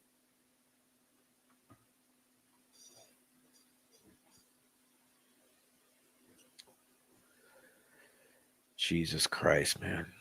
And we did find the red Jeep, and we had it for a while and tested it and didn't find any evidence indicating that was used. But yeah, the red Jeep was not on the Hoosier Harvest Store video, which the indication was he would have drove right past it. We went and picked him up from jail and said, how'd you get there? And he took us right past Harvest Store, and there was no red Jeep on the video. And so we could prove a lot of his lies, and we could prove that he was communicating with the girls, and we could definitely prove that he lied to us multiple times in the investigation. Well, guess what? He wasn't in a fucking red Jeep.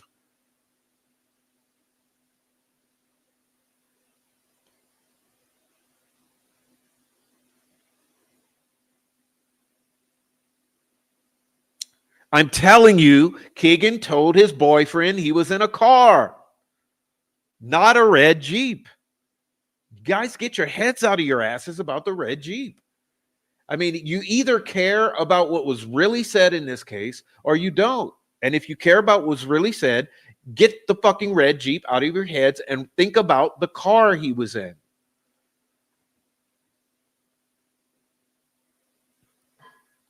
But of course, one of the key moments in the investigation involves it diverting the conversation again. Okay, here we go. She's gonna say, okay, we're gonna change subject. This I bet you she's a bitch to argue with. That's the type of woman, this woman right here. I'd hate to be that no nut having Kevin, because you get in an argument with her, she wins every time. Because she's going to break out that thesaurus and start using big words, and then she's going to withhold the sex and change the subject. Okay, so she's like the worst girlfriend you've ever had. Of course, one of the key moments in the investigation involves a discovery made by Kathy Shank. Can you please tell us about that?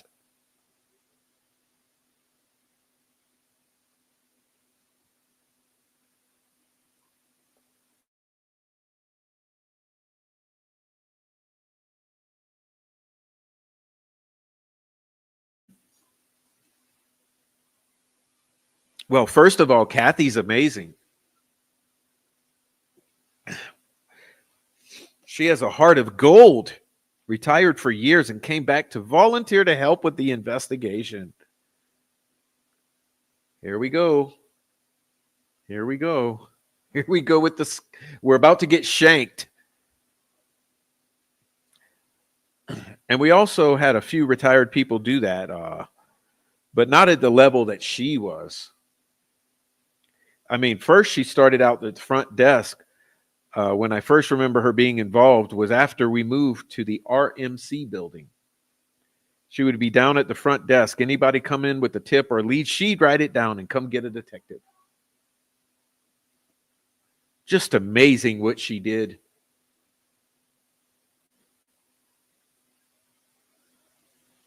And she was there a lot.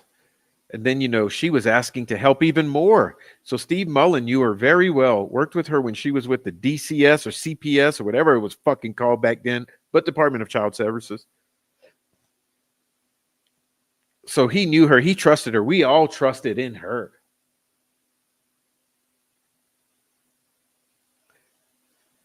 And when she started organizing the filing cabinets,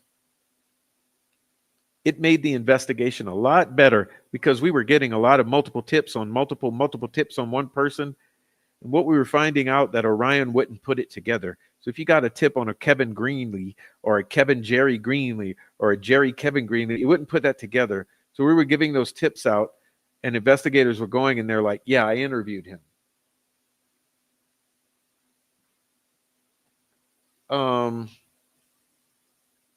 Well, see, when you're putting in your notebooks, your bullet points, here's another one. Promoting the Kathy Shank. That's obviously where we are here. Okay. He said he's already been interviewed 4 times. So once we got the interviews and hard copies and put them in a folder, if you got a tip on a guy, if you got a tip on Jerry Holman, you go to the H's in the file cabinet, look and be like, oh, okay, he's already been talked to. Is there anything in this tip that's new that we need to talk to him about now?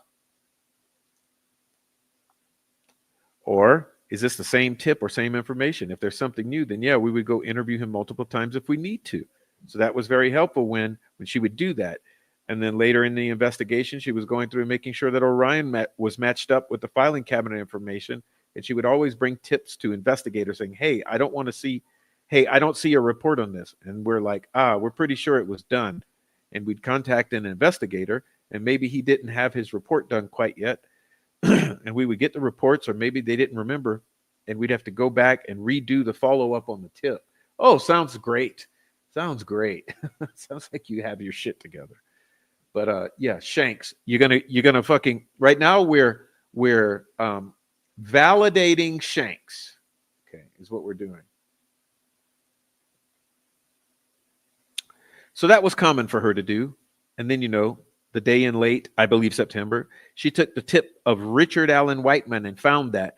And that was a true blessing and definitely got us in the right direction. No, it didn't get you in the right direction. It put this whole fucking thing together. Let's tell the truth here, Jerry. Okay, there was one tip on Richard Allen that he did himself. Needle in a haystack. And ironically, magically, coincidentally, miraculously, it happened on her deceased husband's birthday. So that's why I believe that was a true blessing from a power a lot higher than us. No, it wasn't. And then when we got the tip, we worked it like any other tip we would get, and we just thoroughly and investigated and exhausted every resource and manpower that we could to either eliminate him as a suspect or establish probable cause. That's what we do with everybody. Aren't we just the greatest? Oh, just imagine. Yeah, obviously we do everything exhaustively and we utilize every resource and all the manpower, and we never fucked up, not even once. And we definitely didn't delete 70 days of potentially exculpatory evidence, meaning the people who actually probably really killed these girls. Oh my God. Dude, give it a rest, man. Everyone knows all you did was nothing but fuck up this entire thing. And most people believe you fucked it up intentionally. Can we speak honestly? Thank you, Teresa. We'd get the tip. We'd either eliminate, we'd establish probable cause. And the only time we were able to establish probable cause was, wait. No, that tip was cleared. That tip was marked as cleared, bro. So if you were really doing it, like if this really happened the way that you want it to seem like it happened, she should have looked at that tip and said, oh, it says cleared, and just go and put it away and never thought a second about it.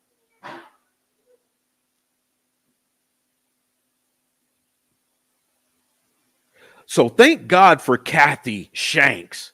She's an amazing lady. She's always going to have a special place in my heart and many, many others. She's so awesome.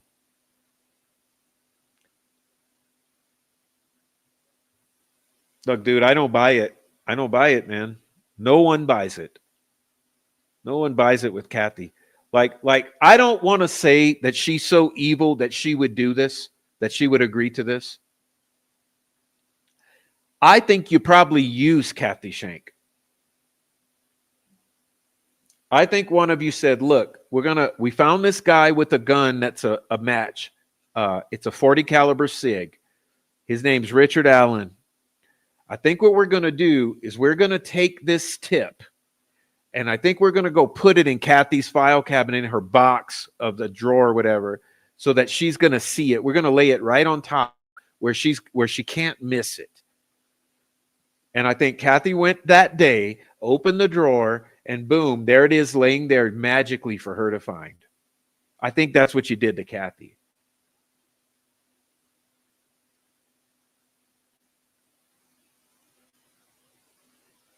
So you used an old lady with a good heart.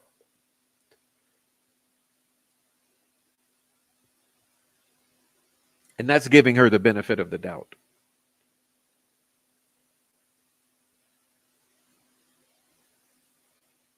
So you yourself had a number of interactions. Wait, where's my thesaurus? I can find a better word than that.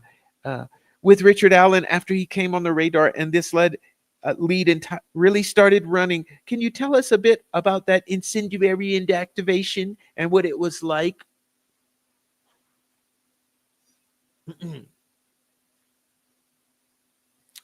Yeah, I mean, my interactions were brief. So as a supervisor, you don't get to do all the fun stuff sometimes. You just sit on your ass, eat donuts, drink coffee, and kick your feet up and wear suits. So during the search warrant, I was there just to make sure that we did everything as best we could and we didn't tear anything up. That's kind of when you do a search warrant, you don't want to be responsible for having to financially replace any property that was unduly destroyed. So when I first got to Allen's residence, I saw Richard and Kathy sitting in a vehicle. I think it was like a van. I went over there and they got out and walked over towards the CSI. And Richard Allen kind of followed me over and I said, hey, we have a search warrant for your house.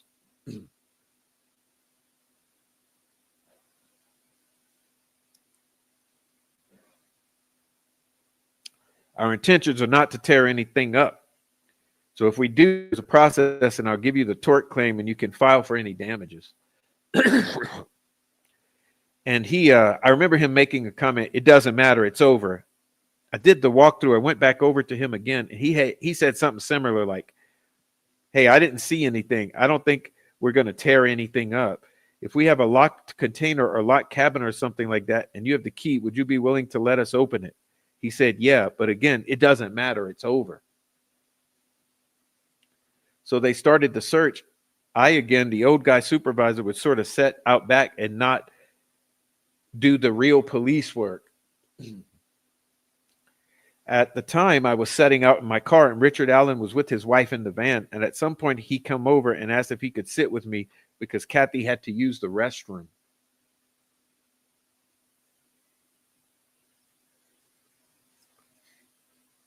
And I said, yeah, that's no problem.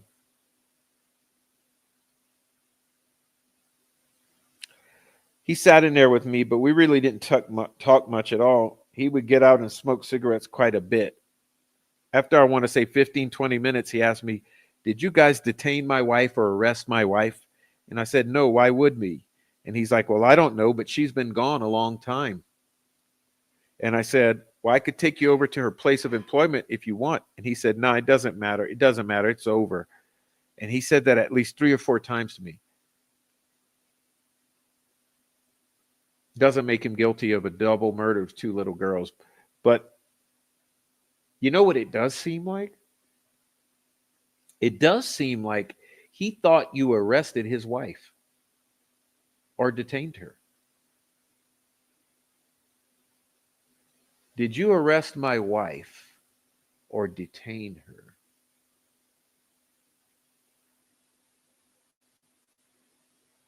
And then remember, when he later goes to the post to do an interview, he takes off shit out of his pockets, of his coat or whatever, like he's going to be arrested. And then he later he says, I knew you were going to arrest me. So he seems to be on this trip of, you're going to arrest my wife or me, like real instantly. But is there any wonder? Is there any wonder? I mean, let me ask Four Pits. He's in the chat. Four Pits. What's the reputation out there of law enforcement? Are they known? Are they feared for always willy-nilly arresting everybody? I mean, it seems like, they didn't arrest Derek German enough, or any of the Kokomo crew, or any of the fucking meth heads, meth dealers, Chrissy Lynn Martin, any of her fucking crowd. But I'm pretty sure they arrest willy-nilly whoever the fuck they want. They fuck with people. That's what law enforcement does in general. And in a town like Delphi, I'm sure they're willy-nilly with just arresting whoever the fuck they want at any time, all the time. But it seems like Richard Allen was concerned with them arresting his wife, as he's saying here. And just a minute.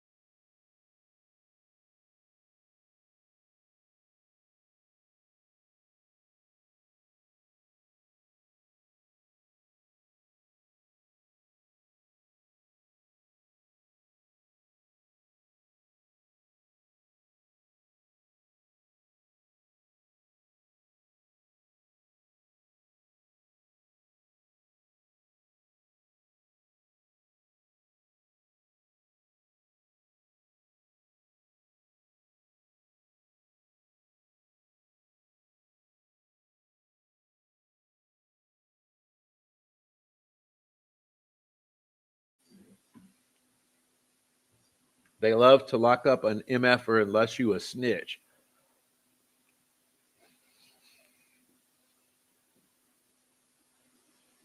Okay.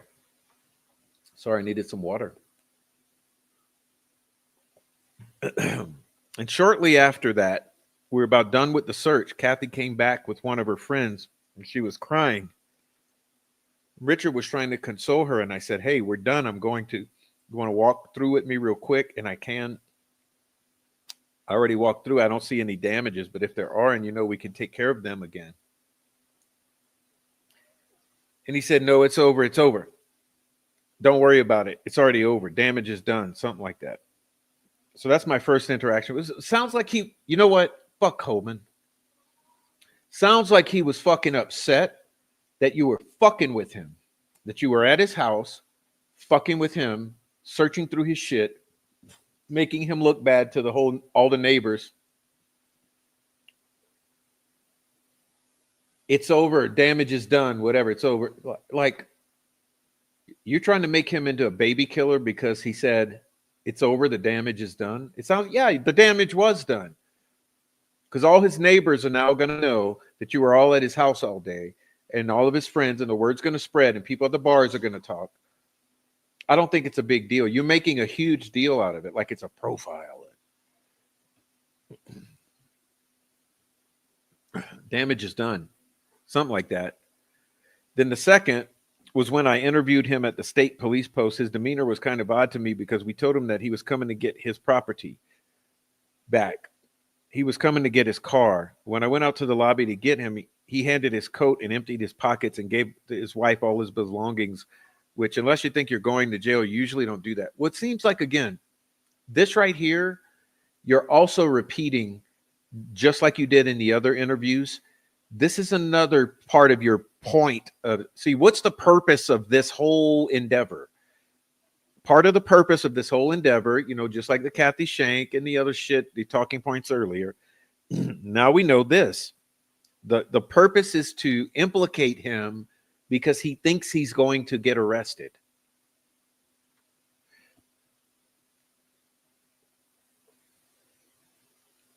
I've had people where in the interview, I said, hey, I don't know what's going to happen. I'm going forward with this report.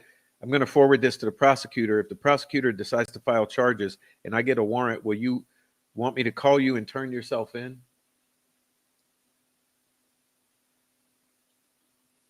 Absolutely. And they would cooperate and they would show up just like that sweatpants, t-shirt article, no articles, because they know, I think the average person knows that you don't want to bring things to jail with you because they're probably going to get lost or thrown away or stolen.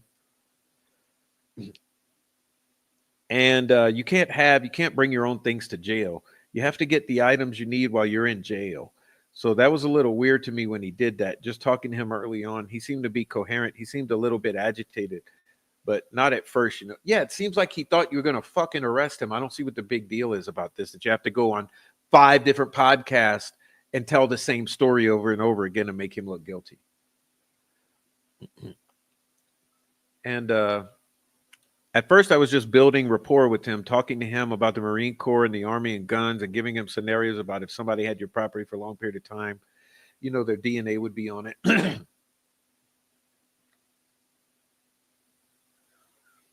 Just giving him an out, basically giving him a chance to explain how his round would got next to Liberty and between Liberty and Abby's deceased bodies.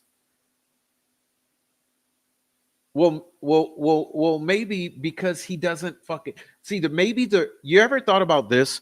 Maybe the reason he doesn't know why his round would be out there between those 2 dead girls is because he honestly doesn't fucking know why on earth that round would be out there. Did it ever occur to you that it could be just that he doesn't have any fucking clue how in the world a round that came out of his gun is allegedly laying there between 2 dead girls?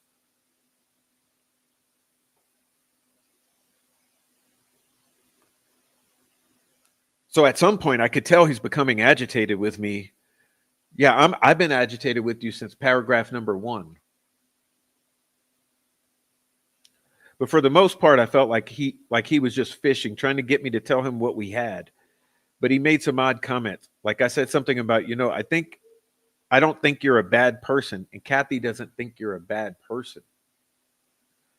And he said, well, what kind of bad person kills 2 girls?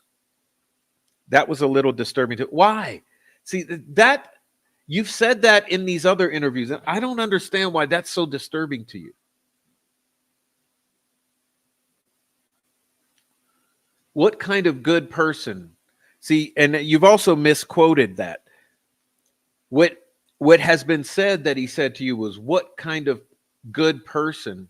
When you say, I think you're a good person, he says, what kind of good person kills 2 girls?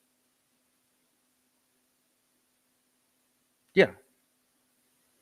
I mean, that sounds like a phrase I would say. What kind of good person kills 2 girls? Like, come on, you think I'm a good person? Well, what kind of good person kills 2 fucking girls? Come on, man.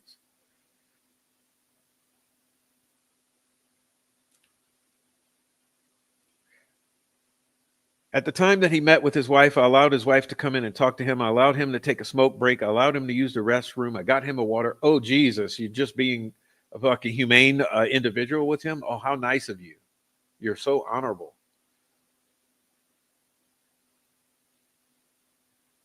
But when his wife was in there, he was telling her, hey, all you got to do is tell him you need an attorney and they have to let you leave. But don't worry about me. Like, I'm guilty. Just let me deal with it was what was going through my head. And then he would hold his hands out when he get frustrated with me and say, just arrest me, just arrest me. He did that a few times. I've never had an innocent person do that. I don't think anybody ever hold their hands out that many times at all and telling me to arrest them. It's a stupid ass, like none of this matters. Like don't, do you see my point in why I'm so disturbed by all of this shit? None of this shit matters. It sounds like a person who's pissed off. What kind of good person kills two girls? Yeah, it sounds like someone pissed off. Just fucking go ahead and arrest me. You're gonna arrest me? Arrest me. Sounds like someone who's sick of talking to your ass.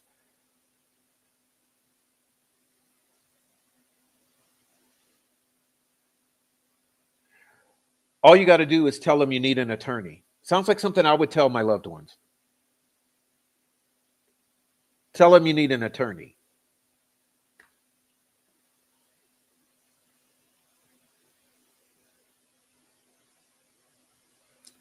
And then I told him he had a warrant. I had a warrant for his DNA. Before I could get that out, he said, yeah, I knew you had a warrant. I knew you were going to arrest me. Yeah, so which is probably why he's saying, just fucking go ahead and arrest me. Like, in other words, stop talking to me. Stop fucking with me. Just arrest me.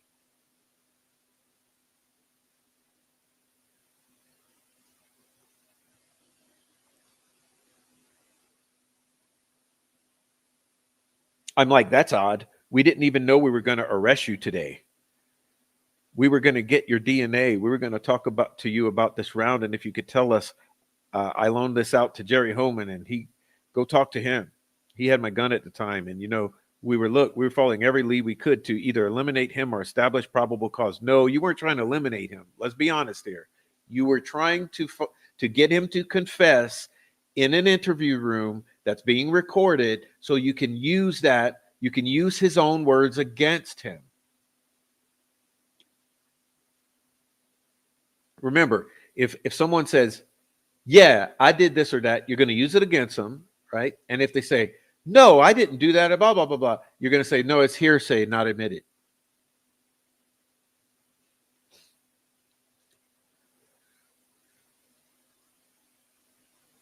So those behaviors were odd to me. And then just observing video and phone calls and his behavior while he was in jail, and he obviously had some mental health issues. Oh, you don't say.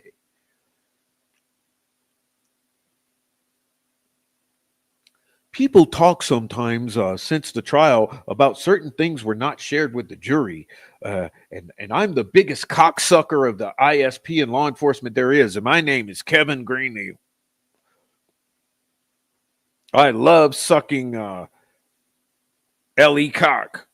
And I'd like to ask you a couple things because I'm curious about you mentioned in this interview you had with Richard Allen, the jury was played a recording, and most of that, but not all of that, there were some edits here and there. And I think the most significant, most notable, most jarring edit was there's a time when everybody was just sitting in a room very quiet. I think Richard Allen is looking down, and then there's like a jump cut, and suddenly everybody seems to be yelling and upset, and it was very bizarre to watch. And so can you tell us what was cut out? What happened in that moment the jury did not get to see? Well, you know what's odd about that, Kev?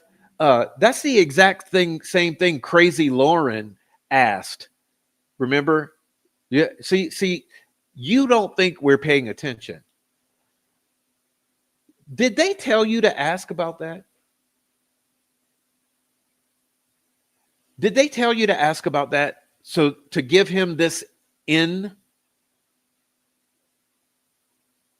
Because he needs the cue to start talking about this. I think you guys are pulling a fast one. Yeah, I would like to add on that too. Maybe there was like 20 seconds of me yelling and screaming, and I have a rule of thumb when I interview people. I try to speak their language. So if they're not cussing at me or cussing while I talk while talking to me, I will try not to curse at them or use curse words. And if you watch the first part of that interview, the first hour and whatever, I never said a curse word. So that was kind of important. Because I know everybody's like, oh, Jerry Holman's so mean. And, I was using tactics to try to elicit in tactics. Why is it so important to match somebody's behavior when you're interviewing them? I think several reasons. Control, tell them, try to, the old, I'm asking the questions here, it's like I'm in control here. You don't want to let them be in control. Sometimes you do. You can play off that. But, we use that deceptive behavior because number one, it's upheld with the Supreme Court. You mean lying. Okay, because you explained that clearly in the other interview. It wasn't previous to this, it was after this. You said, I like to call them deceptive tactics. Yeah, Jerry Holman, your deceptive tactics, that means lying, misleading, and exaggerating the person you're interviewing so that you can get them to confess to something. Okay, so are we speaking honestly here? Your deceptive tactics?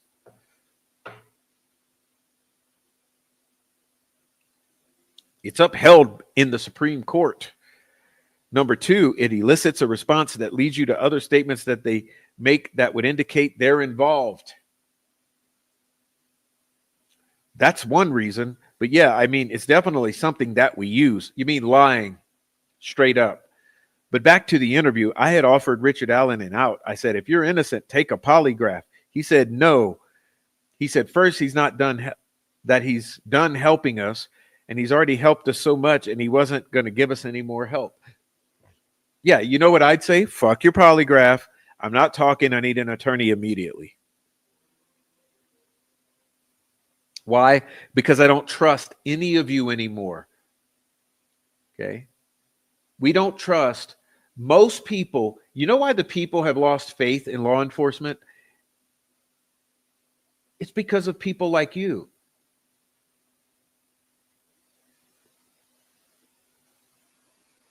No one wants to talk to cops anymore. No one wants to help cops. No one wants to take your fucking polygraphs. And no one wants to talk and say a goddamn word except, I need a lawyer.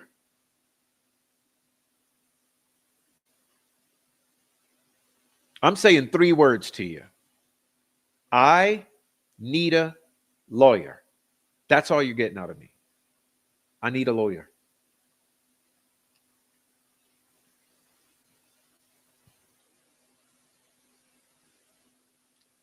He said, well, because I'm on anxiety meds.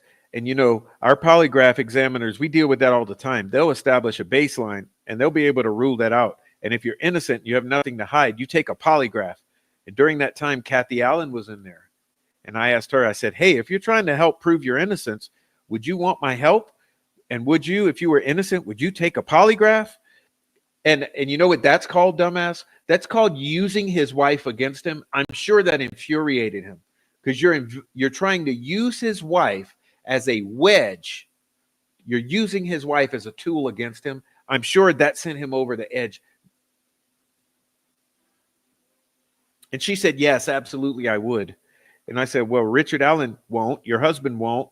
And then he got angry and said, I'm not fucking helping you anymore. And I said, well, you can only help yourself.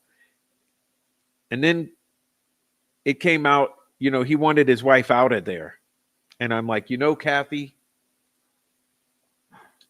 tell him to do the right thing here, yelling and screaming a little bit. Oh, so you were yelling and screaming while trying to use his wife against him, and you wonder why he was mad about it. So that's the basis of it. And then he also tried to put it on me. He said, you're going to pay for this. And I said, no, I'm not paying for this. You pay for what you've done. And it was obvious I was very angry. But again, it was a tactic. I came back calm, put handcuffs on him, made sure they were double locked for his comfort and safety. And they didn't tighten up and took him out, took him to the sheriff's department. And we didn't have any interactions, heated or not. Wait. What was your probable cause for the arrest?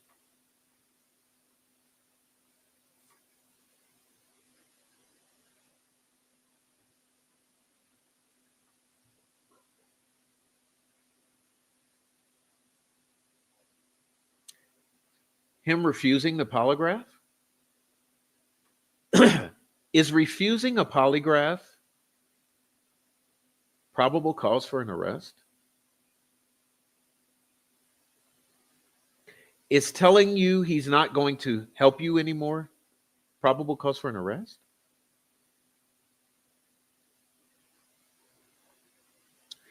Emptying his pockets of cigarettes, probable cause for an arrest? Saying arrest me, probable cause for an arrest?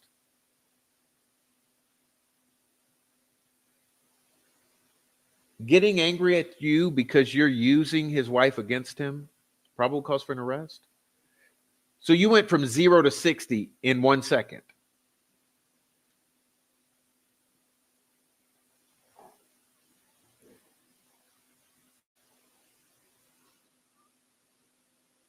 Because see that statement when he says you're going to pay for this, and you say you're going to pay for what you've done. How do you know he did it? That's what's killing me right here. That's what's killing me. So he gets mad because you're using his wife against him, and he says you're going to pay, and then you say no, you're going to pay for what you've done. How do you know? How do you know what he's done, Jerry Holman?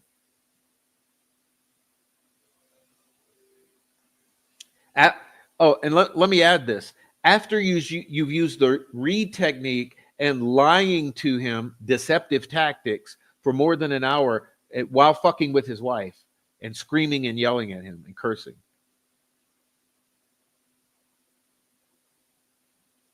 So yeah, it's just some tactics that we use. Yeah, bullshit tactics, which is the reason no one trusts cops anymore. And then he goes on with this explanation like he does on the other interview. You see the motivation here? It's kind of similar to what you do as a parent, you use with your kids. You're trying to get them to tell the truth. You're trying to be deceptive and tell them you know more than you do, or yell and scream at them. It just depends on the kid, how they're going to react. Do you yell and scream at your kids and lie to your kids?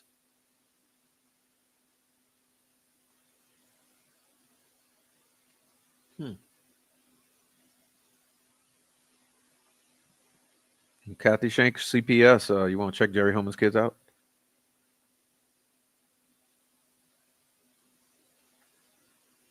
It's not anything that outrageous or not used on a daily basis.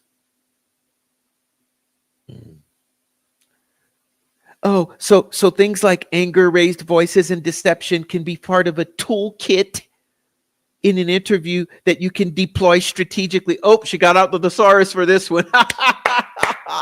Murder shits got that thesaurus out. You can toolkit deploy strategically to see if you can elicit a reaction. And I need to requisition your penis in my vagina hole, she says to Kevin. Sorry. I'm sure there's not much of that going on.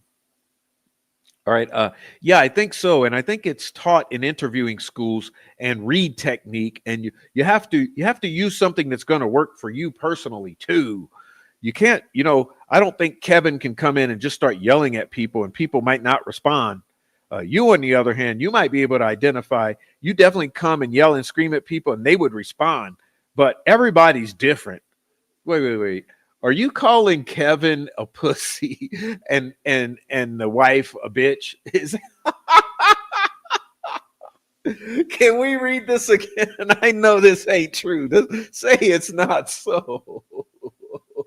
Holman calling it as he sees it here. I don't think Kevin can come in and just start. I'm serious. It's right here in the middle. Look. Cuckold Kevin.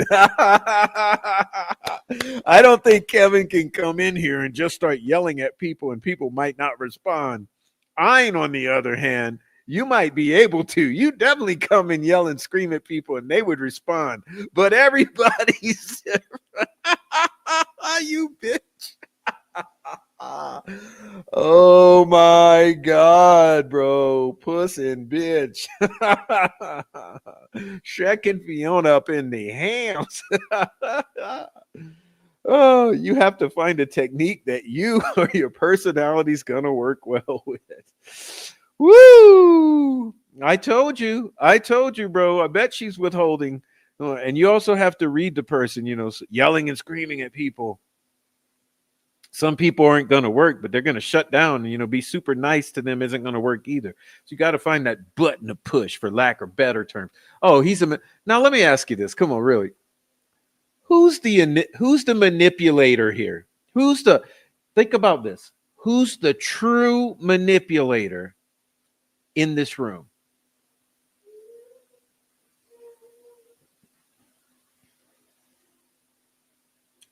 And again, it's not always about getting a confession. It's about getting a response. Yeah, we want confessions, but that didn't happen very often. I'll make the baseball analogy. If you bat 300 in baseball, you're in the Hall of Fame. If you hit 3 out of 10, if you get 3 out of 10 people to confess, you're doing really well. I mean, I think that you can relate to people. Don't just confess to stuff they don't want people to know about.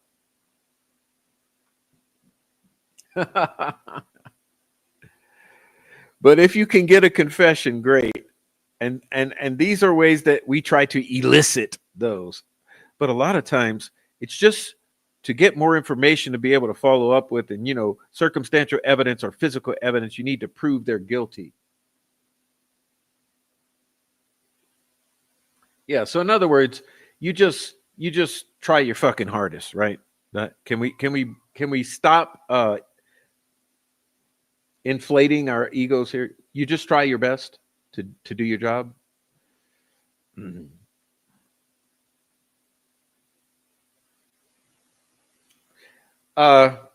Okay, I see I gotta deal with a puss. Hold on.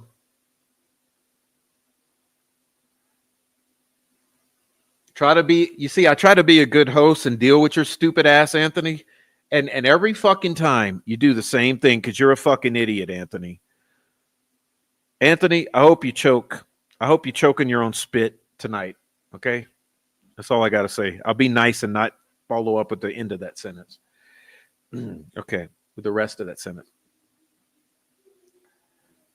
You had to, Anthony. You fucking troll. You've been a fucking cuck since day one, you fucking dumb troll. I'm always nice to you, and you take advantage. Every single time, bro. Never fucking fails. Like, you're truly a fucking tard. Okay. Puss. I also want to ask you about polygraphs. Obviously, they're not admissible in court. Why can they be a tool used investigatively though? Like, what can they help with in that sense? On rare occasions, they can be used. If they're stipulated, you can use them in court, but that doesn't happen very often. But yeah, that's just another interview process. It's another tool you can use to, again, elicit responses. I'm not a polygraph examiner by any means. Yeah, because the good one died. Yeah, you fucking murdered her and burned her alive, the white supremacists in Central Indiana. Yeah, we know what happened. I'm not a polygraph examiner, but we successfully use polygraph to get people to give us information that we need to establish the evidence to be able to get probable cause to get that arrest warrant, because that's what matters. So yeah, they're helpful. Cuckold Kevin here. I'd like to ask about something else that wasn't shared with the jury. There was a video of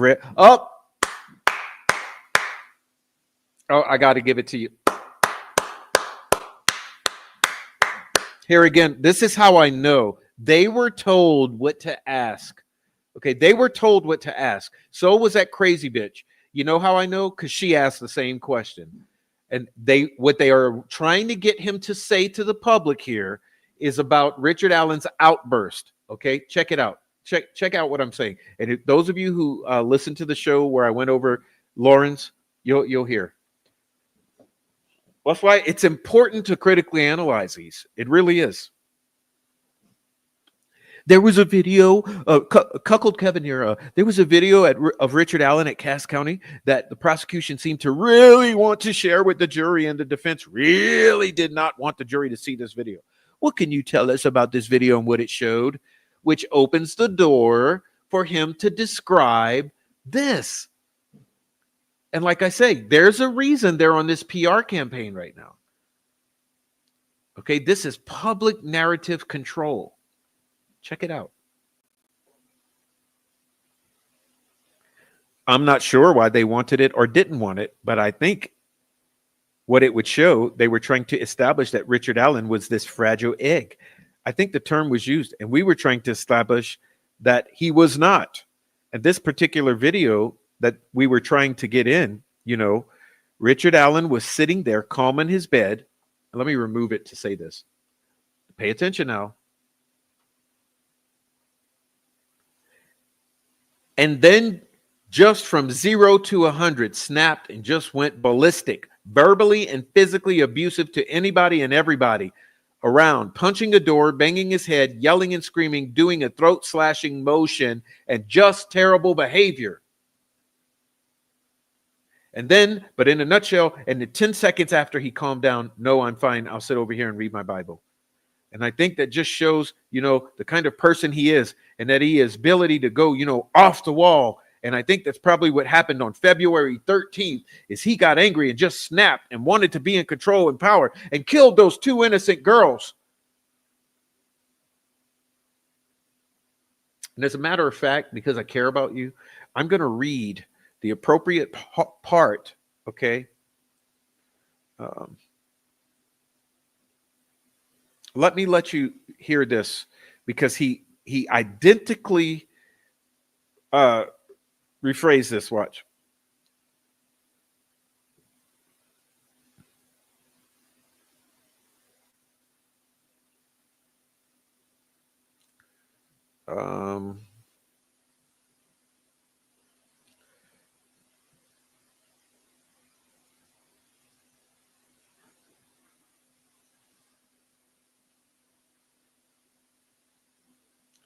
Please let me read it for you before we get out of here, because this is important.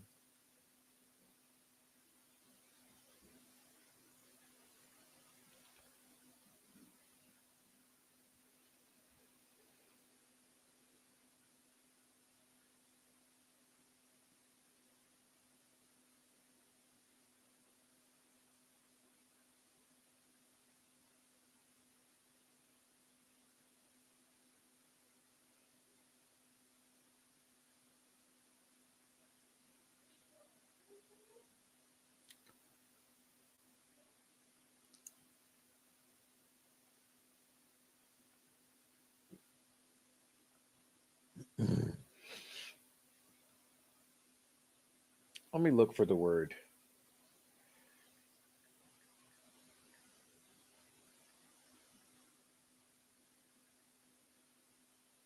All right, listen. So this is how it's done. Oops. What the hell? Okay. Here we go.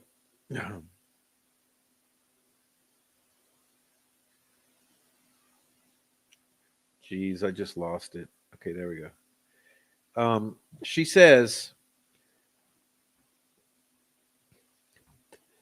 there are a couple other things. Now, this is the crazy chick that you guys weren't able to, I should say the prosecution wasn't able to share during trial. One of them being a video of Richard Allen being angry. Can you share what that video was and why the prosecution might have wanted to share it, or anything else you weren't able to share? Yeah, there was probably a few things, blah blah blah blah blah blah blah blah blah blah blah.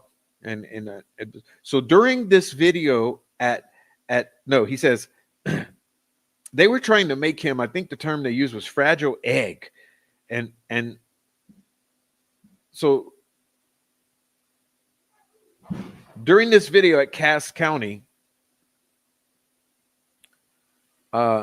he became very abusive. He was sitting on his cot and reading a Bible, and he just broke out, had an outburst, and started yelling and screaming, and made a throat slashing motion, and started threatening to kill everybody, and started banging his head on the wall, punching the door. And within seconds, he just turned into this violent human being. And I think that he showed that he has this ability to lose his temper and become a monster. And then within seconds, he calmed back down and sat on his bed and said, "No, I'm fine." But he was able to control it. And that, in my opinion, is he got angry at the bottom of the hill on February 13th. And the girl said or did something, or something happened, and he's capable of doing that. He's capable of losing control and coming into or being that beast that he is that day and killing two innocent teenage girls.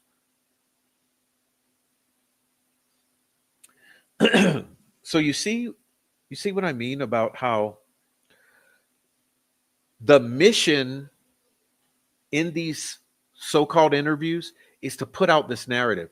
So that he had Murder Sheet ask him that question, and then he had Lauren ask him that question, right?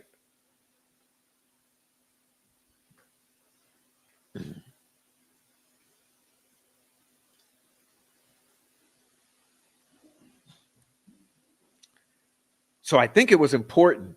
Oh, let's get back to the murder sheet here. Okay, so I think it was important, but it was too prejudicial to the jury, and I think that's why the judge ruled on it, which is probably the right thing to do. I don't know. I'm pretty confident that she did a lot of right things, but that's what I think that was about. We would like to thank Lieutenant Title Holman for speaking with us about his experience with the case. We very much appreciate it. Check out the next episode for the rest of our conversation. Thanks so much for listening to the Murder Shets. If you have a tip concerning one of the cases we covered, please email us. If you have actionable information about an unsolved crime, please report it to the authorities. If you're interested in joining our Patreon, that's available too. If you want to tip us a bit of money,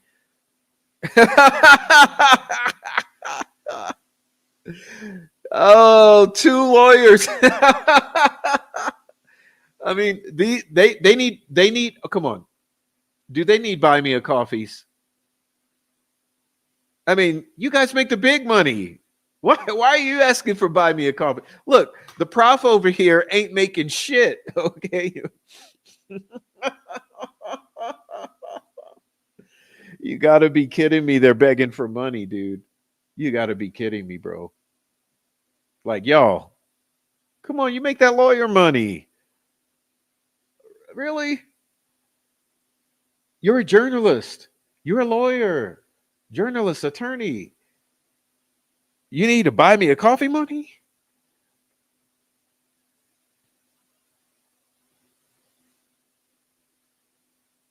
I'm done. I'm done. I'm done.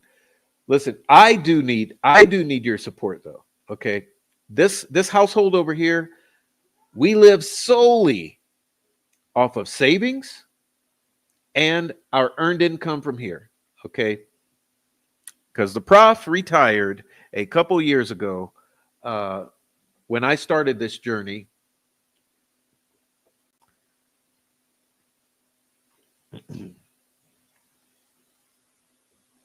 This has become a full-time endeavor. So please do, if don't don't send your money to the murder sheet, but if you want to send your money to the prof, I truly do appreciate it. We have our funding pathways here. I got the Cash App, Buy Me a Coffee, various super chats, and all this other stuff, and merchandising, and we have various pathways for support. If you want to support us, if you have some extraordinary extenuating circumstance for supporting in a different pathway, just send me an email, shoot me an email. I'll gladly accept your support, and I do need it because, like I said, this has turned into a full-time endeavor for me, covering these various topics that we cover, and I don't have the lawyer money or the journalist money or the significant other pathways other than your own support, which keeps us afloat. So I thank you so much for your support. Also, please hit the thumbs up, the like. The like shows the channel a lot of support. And if you're on the replay, and many of you will be, please on that replay, leave comments down below, okay? Because the comments down below on the replay keep the video going. It keeps pushing it out to more people, just like hitting that like. And it also enables you to add your voice to the conversation. Okay. Now, Oh, thank you. If you sent me a buy me a coffee, I want to thank you so much. And if you sent me, we do have a GoFundMe, which has been going a long time. No one ever sends to the GoFundMe. That's cool too, though. Uh, I always say if you want to send me uh, assistance in the best way possible, the Cash App's the best. Okay. Do appreciate your Cash Apps when you send them, but all support is appreciated. Even the good old the thumbs up. If you can't support financially, the thumbs up are a wonderful support because rumor has it that they somehow help the algorithm. But I must admit to you, I'm no genius when it comes to YouTube's algorithms, so I'm not sure at all about what helps the algorithms with the thumbs up or the comments. But rumor has it that engagement on the channel helps the algorithm. So with that being said, let me also say that we've got all kind of other material. I know you guys are going to be snowed in a few days with the blizzard. If you happen to be snowed in, a great deal is that we've got hundreds and thousands of hours of uh, content on the channel from our past videos. So go enjoy the channel if you'd like to, or the community page makes for some good reading from time to time. So please genuinely enjoy the channel. You're welcome here. The only thing I ask is that you don't treat us like a bunch of idiots, because if you start with the bad, negative, uh, Debbie Downer, gaslighting, and all that, I do block you. So let's try to avoid that. But I do thank you so much for your participation here, and I love you all so much. Um, Now let's see. Marie says that she sent a cash app. Thank you very much, Marie. Appreciate that. Um, I'll go check it out. And Christina sent a. Is that Canadian? Thank you for the cash app, Christina. All right. For Pitt says if you like a channel, it helps the algorithm. That's how it works. That's what I'm told, but I'm no expert on the algorithm, the particulars of engagement in the algorithm, all of that. But I want to thank everyone. Man, this, like I said, this will definitely. This is no joke. Okay, this will definitely be a two-part show because tomorrow we'll do part two because this is a two-parter. Okay, so this was part one. The interview's not over. We're just halfway through. So this was part one. Tomorrow we'll cover part two, and tomorrow I promise we will have a chat or a discussion with the chat after. Um, so tomorrow look for part two, and at the end of our reading through it, we'll do live discussion with the chat. Okay, so I promise you that tonight we're not doing any reading of the chat because I'm exhausted. My voice is gone. I think I'm catching whatever Rick Snay has. My voice has just been deteriorating, and honestly, I think mine is allergies. Pretty sure mine is allergies. But poor Rick. Rick's having a hell of a time with his voice, and uh, and it's unfortunate because Rick and I have had a show planned for a week and a half, and his voice is so tore up that he could barely squeak one out today. Okay, so I got to say, you guys pray for Rick if you don't mind. Pray for Rick, honestly. Pray for his voice because we need Rick's voice out here. All right, so pray for Rick because Rick's voice is it's going bad. It's going bad for him, and mine. I know it's all allergies. I just don't know how to fix it. Okay, I don't know how to fix my allergies. But I love you guys, and let me say hello to everyone in the chat at least, at a minimum, before we get out of here. But I do appreciate all your support in every way possible, especially just for being here and watching. And you two in the chat, or all you guys in the chat, I love you. My chatters are the best. So we got a sweet dude Shibby. Part two tomorrow. Hey, look, Indy Cindy. Why were they loading in the backs of the ambulances at the old CPS building on helicopter? Were they? Did I miss that? I'll have to go relook at that. Okay. All you guys, what's up? What's up? What's up, V? What's up, Fur Baby Daddy? Long timer. Fur Baby Daddy, my old favorite. Fur Baby Daddy's been around a long time. Leanne, been around. What's up, Leanne? Thank you for the super chat. What's up, Sarah? Why are you looking the side eyes? What happened? Are you talking about the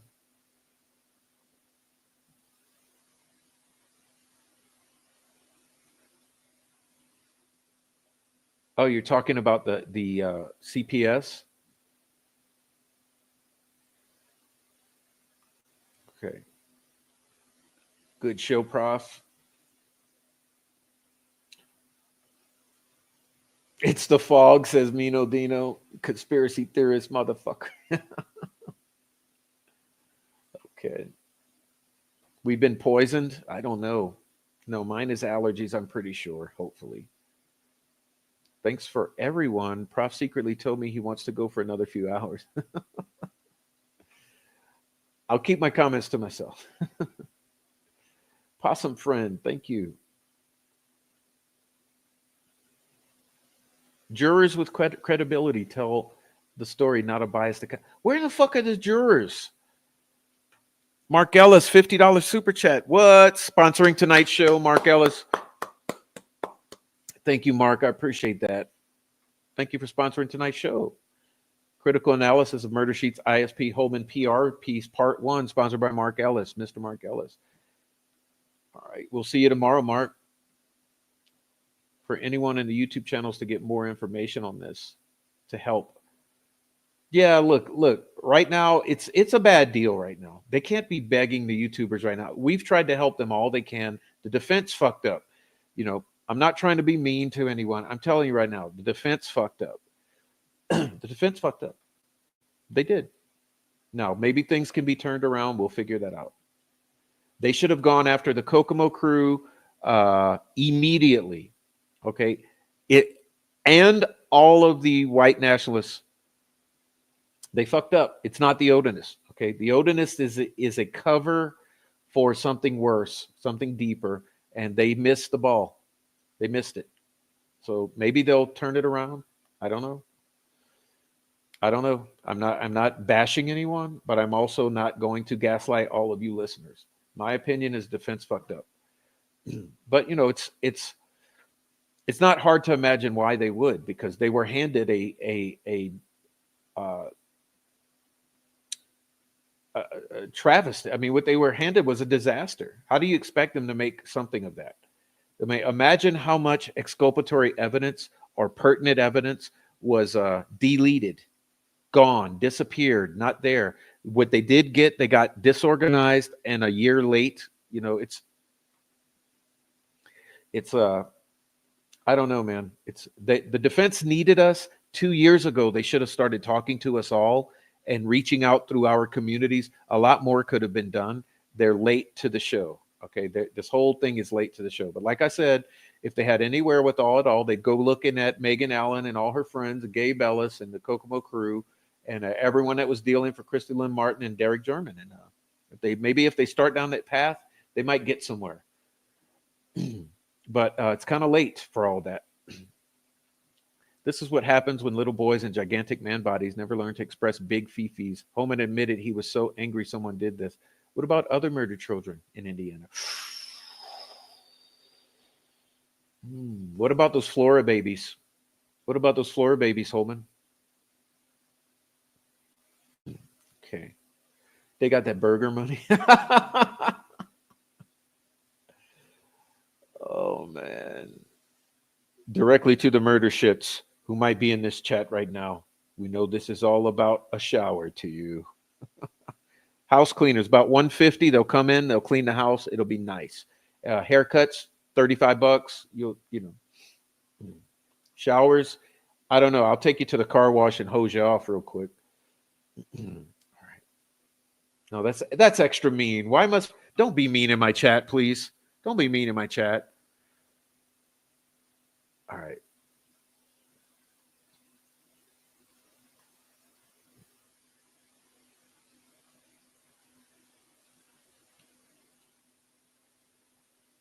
All right. I'm just kind of going back and looking to see who was here.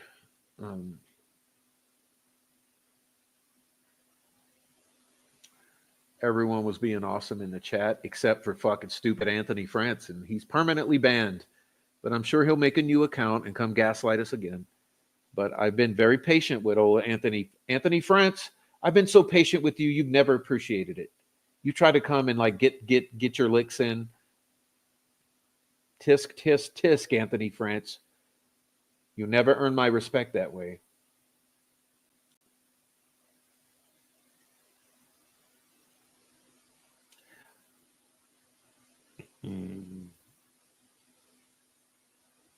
Now, like I said before, you guys never listen to me. There was more hair at the crime scene. There was a clump of hair over at the end of the bridge that belonged to a female. Oh, whose hair was that?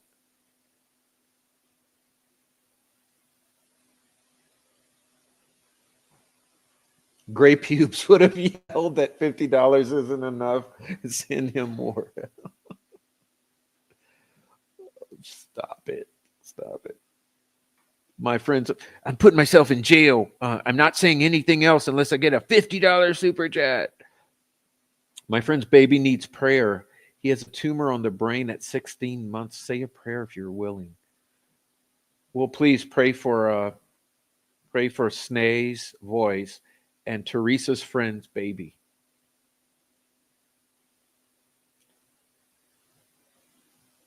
All right, so I just love all of you. Let's see. Yeah, thanks to Mark. And thanks, Mary Martin says, everyone in the Midwest and South, stay warm, stay safe in this weather. Thank you, mods. And the prof. Great show as always. I love you. Thank you. Hey, and let me say this because I want to use my platform responsibly. Oh, shut it. Shut. Shh. All right. Something's upset the dog. But listen, everybody out there in the Midwest, please don't get on those highways or those roads unless you have to, right? Those roads ice over with black ice so easily. And you get out driving, you lose control, you end up in a pileup, someone gets hurt. Don't go out driving in the fucking snow if you don't have to. I mean, come on, dudes. Like, we need to learn to be happy at home. Like I said, make your hot chocolates, make some nice dinners, cook some muffins, get the house smelling like bread, go put the heaters on, tuck in the blankets, enjoy some YouTube on the television or whatever. Enjoy your home for a while until the weather passes and the ice melts. Don't get on those icy roads, please. If you love me at all, if you enjoy the chat, stay off the roads in the ice and in the snow. Do me that favor, because people around here, there's always the same deals happen. They lose control. I've already seen it over in Kansas City. Was having a hell of a time today. Just enjoy it, okay? Until the roads de-ice. Then you go back to your normal playing around. All right. What's up, Sleuthy Goosey, Indy Cindy, Criminal Network, Miss K, True Tammy, Indy Cindy, Lisa, Heather Brown,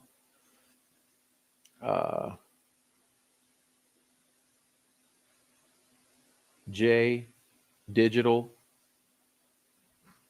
Okay. Everyone in here, I just appreciate you for being in here. Thank you so much. Now my voice is gone, so I'm out of here. But thanks so much for supporting the channel and for being here and joining the chat. I do appreciate that. We'll talk to you tomorrow, and we'll be here with part 2 of the Jerry Holman Murder Shits PR piece. And we'll break down the gaslighting for everyone out there. And then we'll have a great week. So happy Sunday. God bless everyone. If you're on the replay, hit that thumbs up. Don't do me wrong. All right. See y'all later. Thanks, mods. Super mods, especially Amy, Heather Brown, and Kayla. Thank you very much.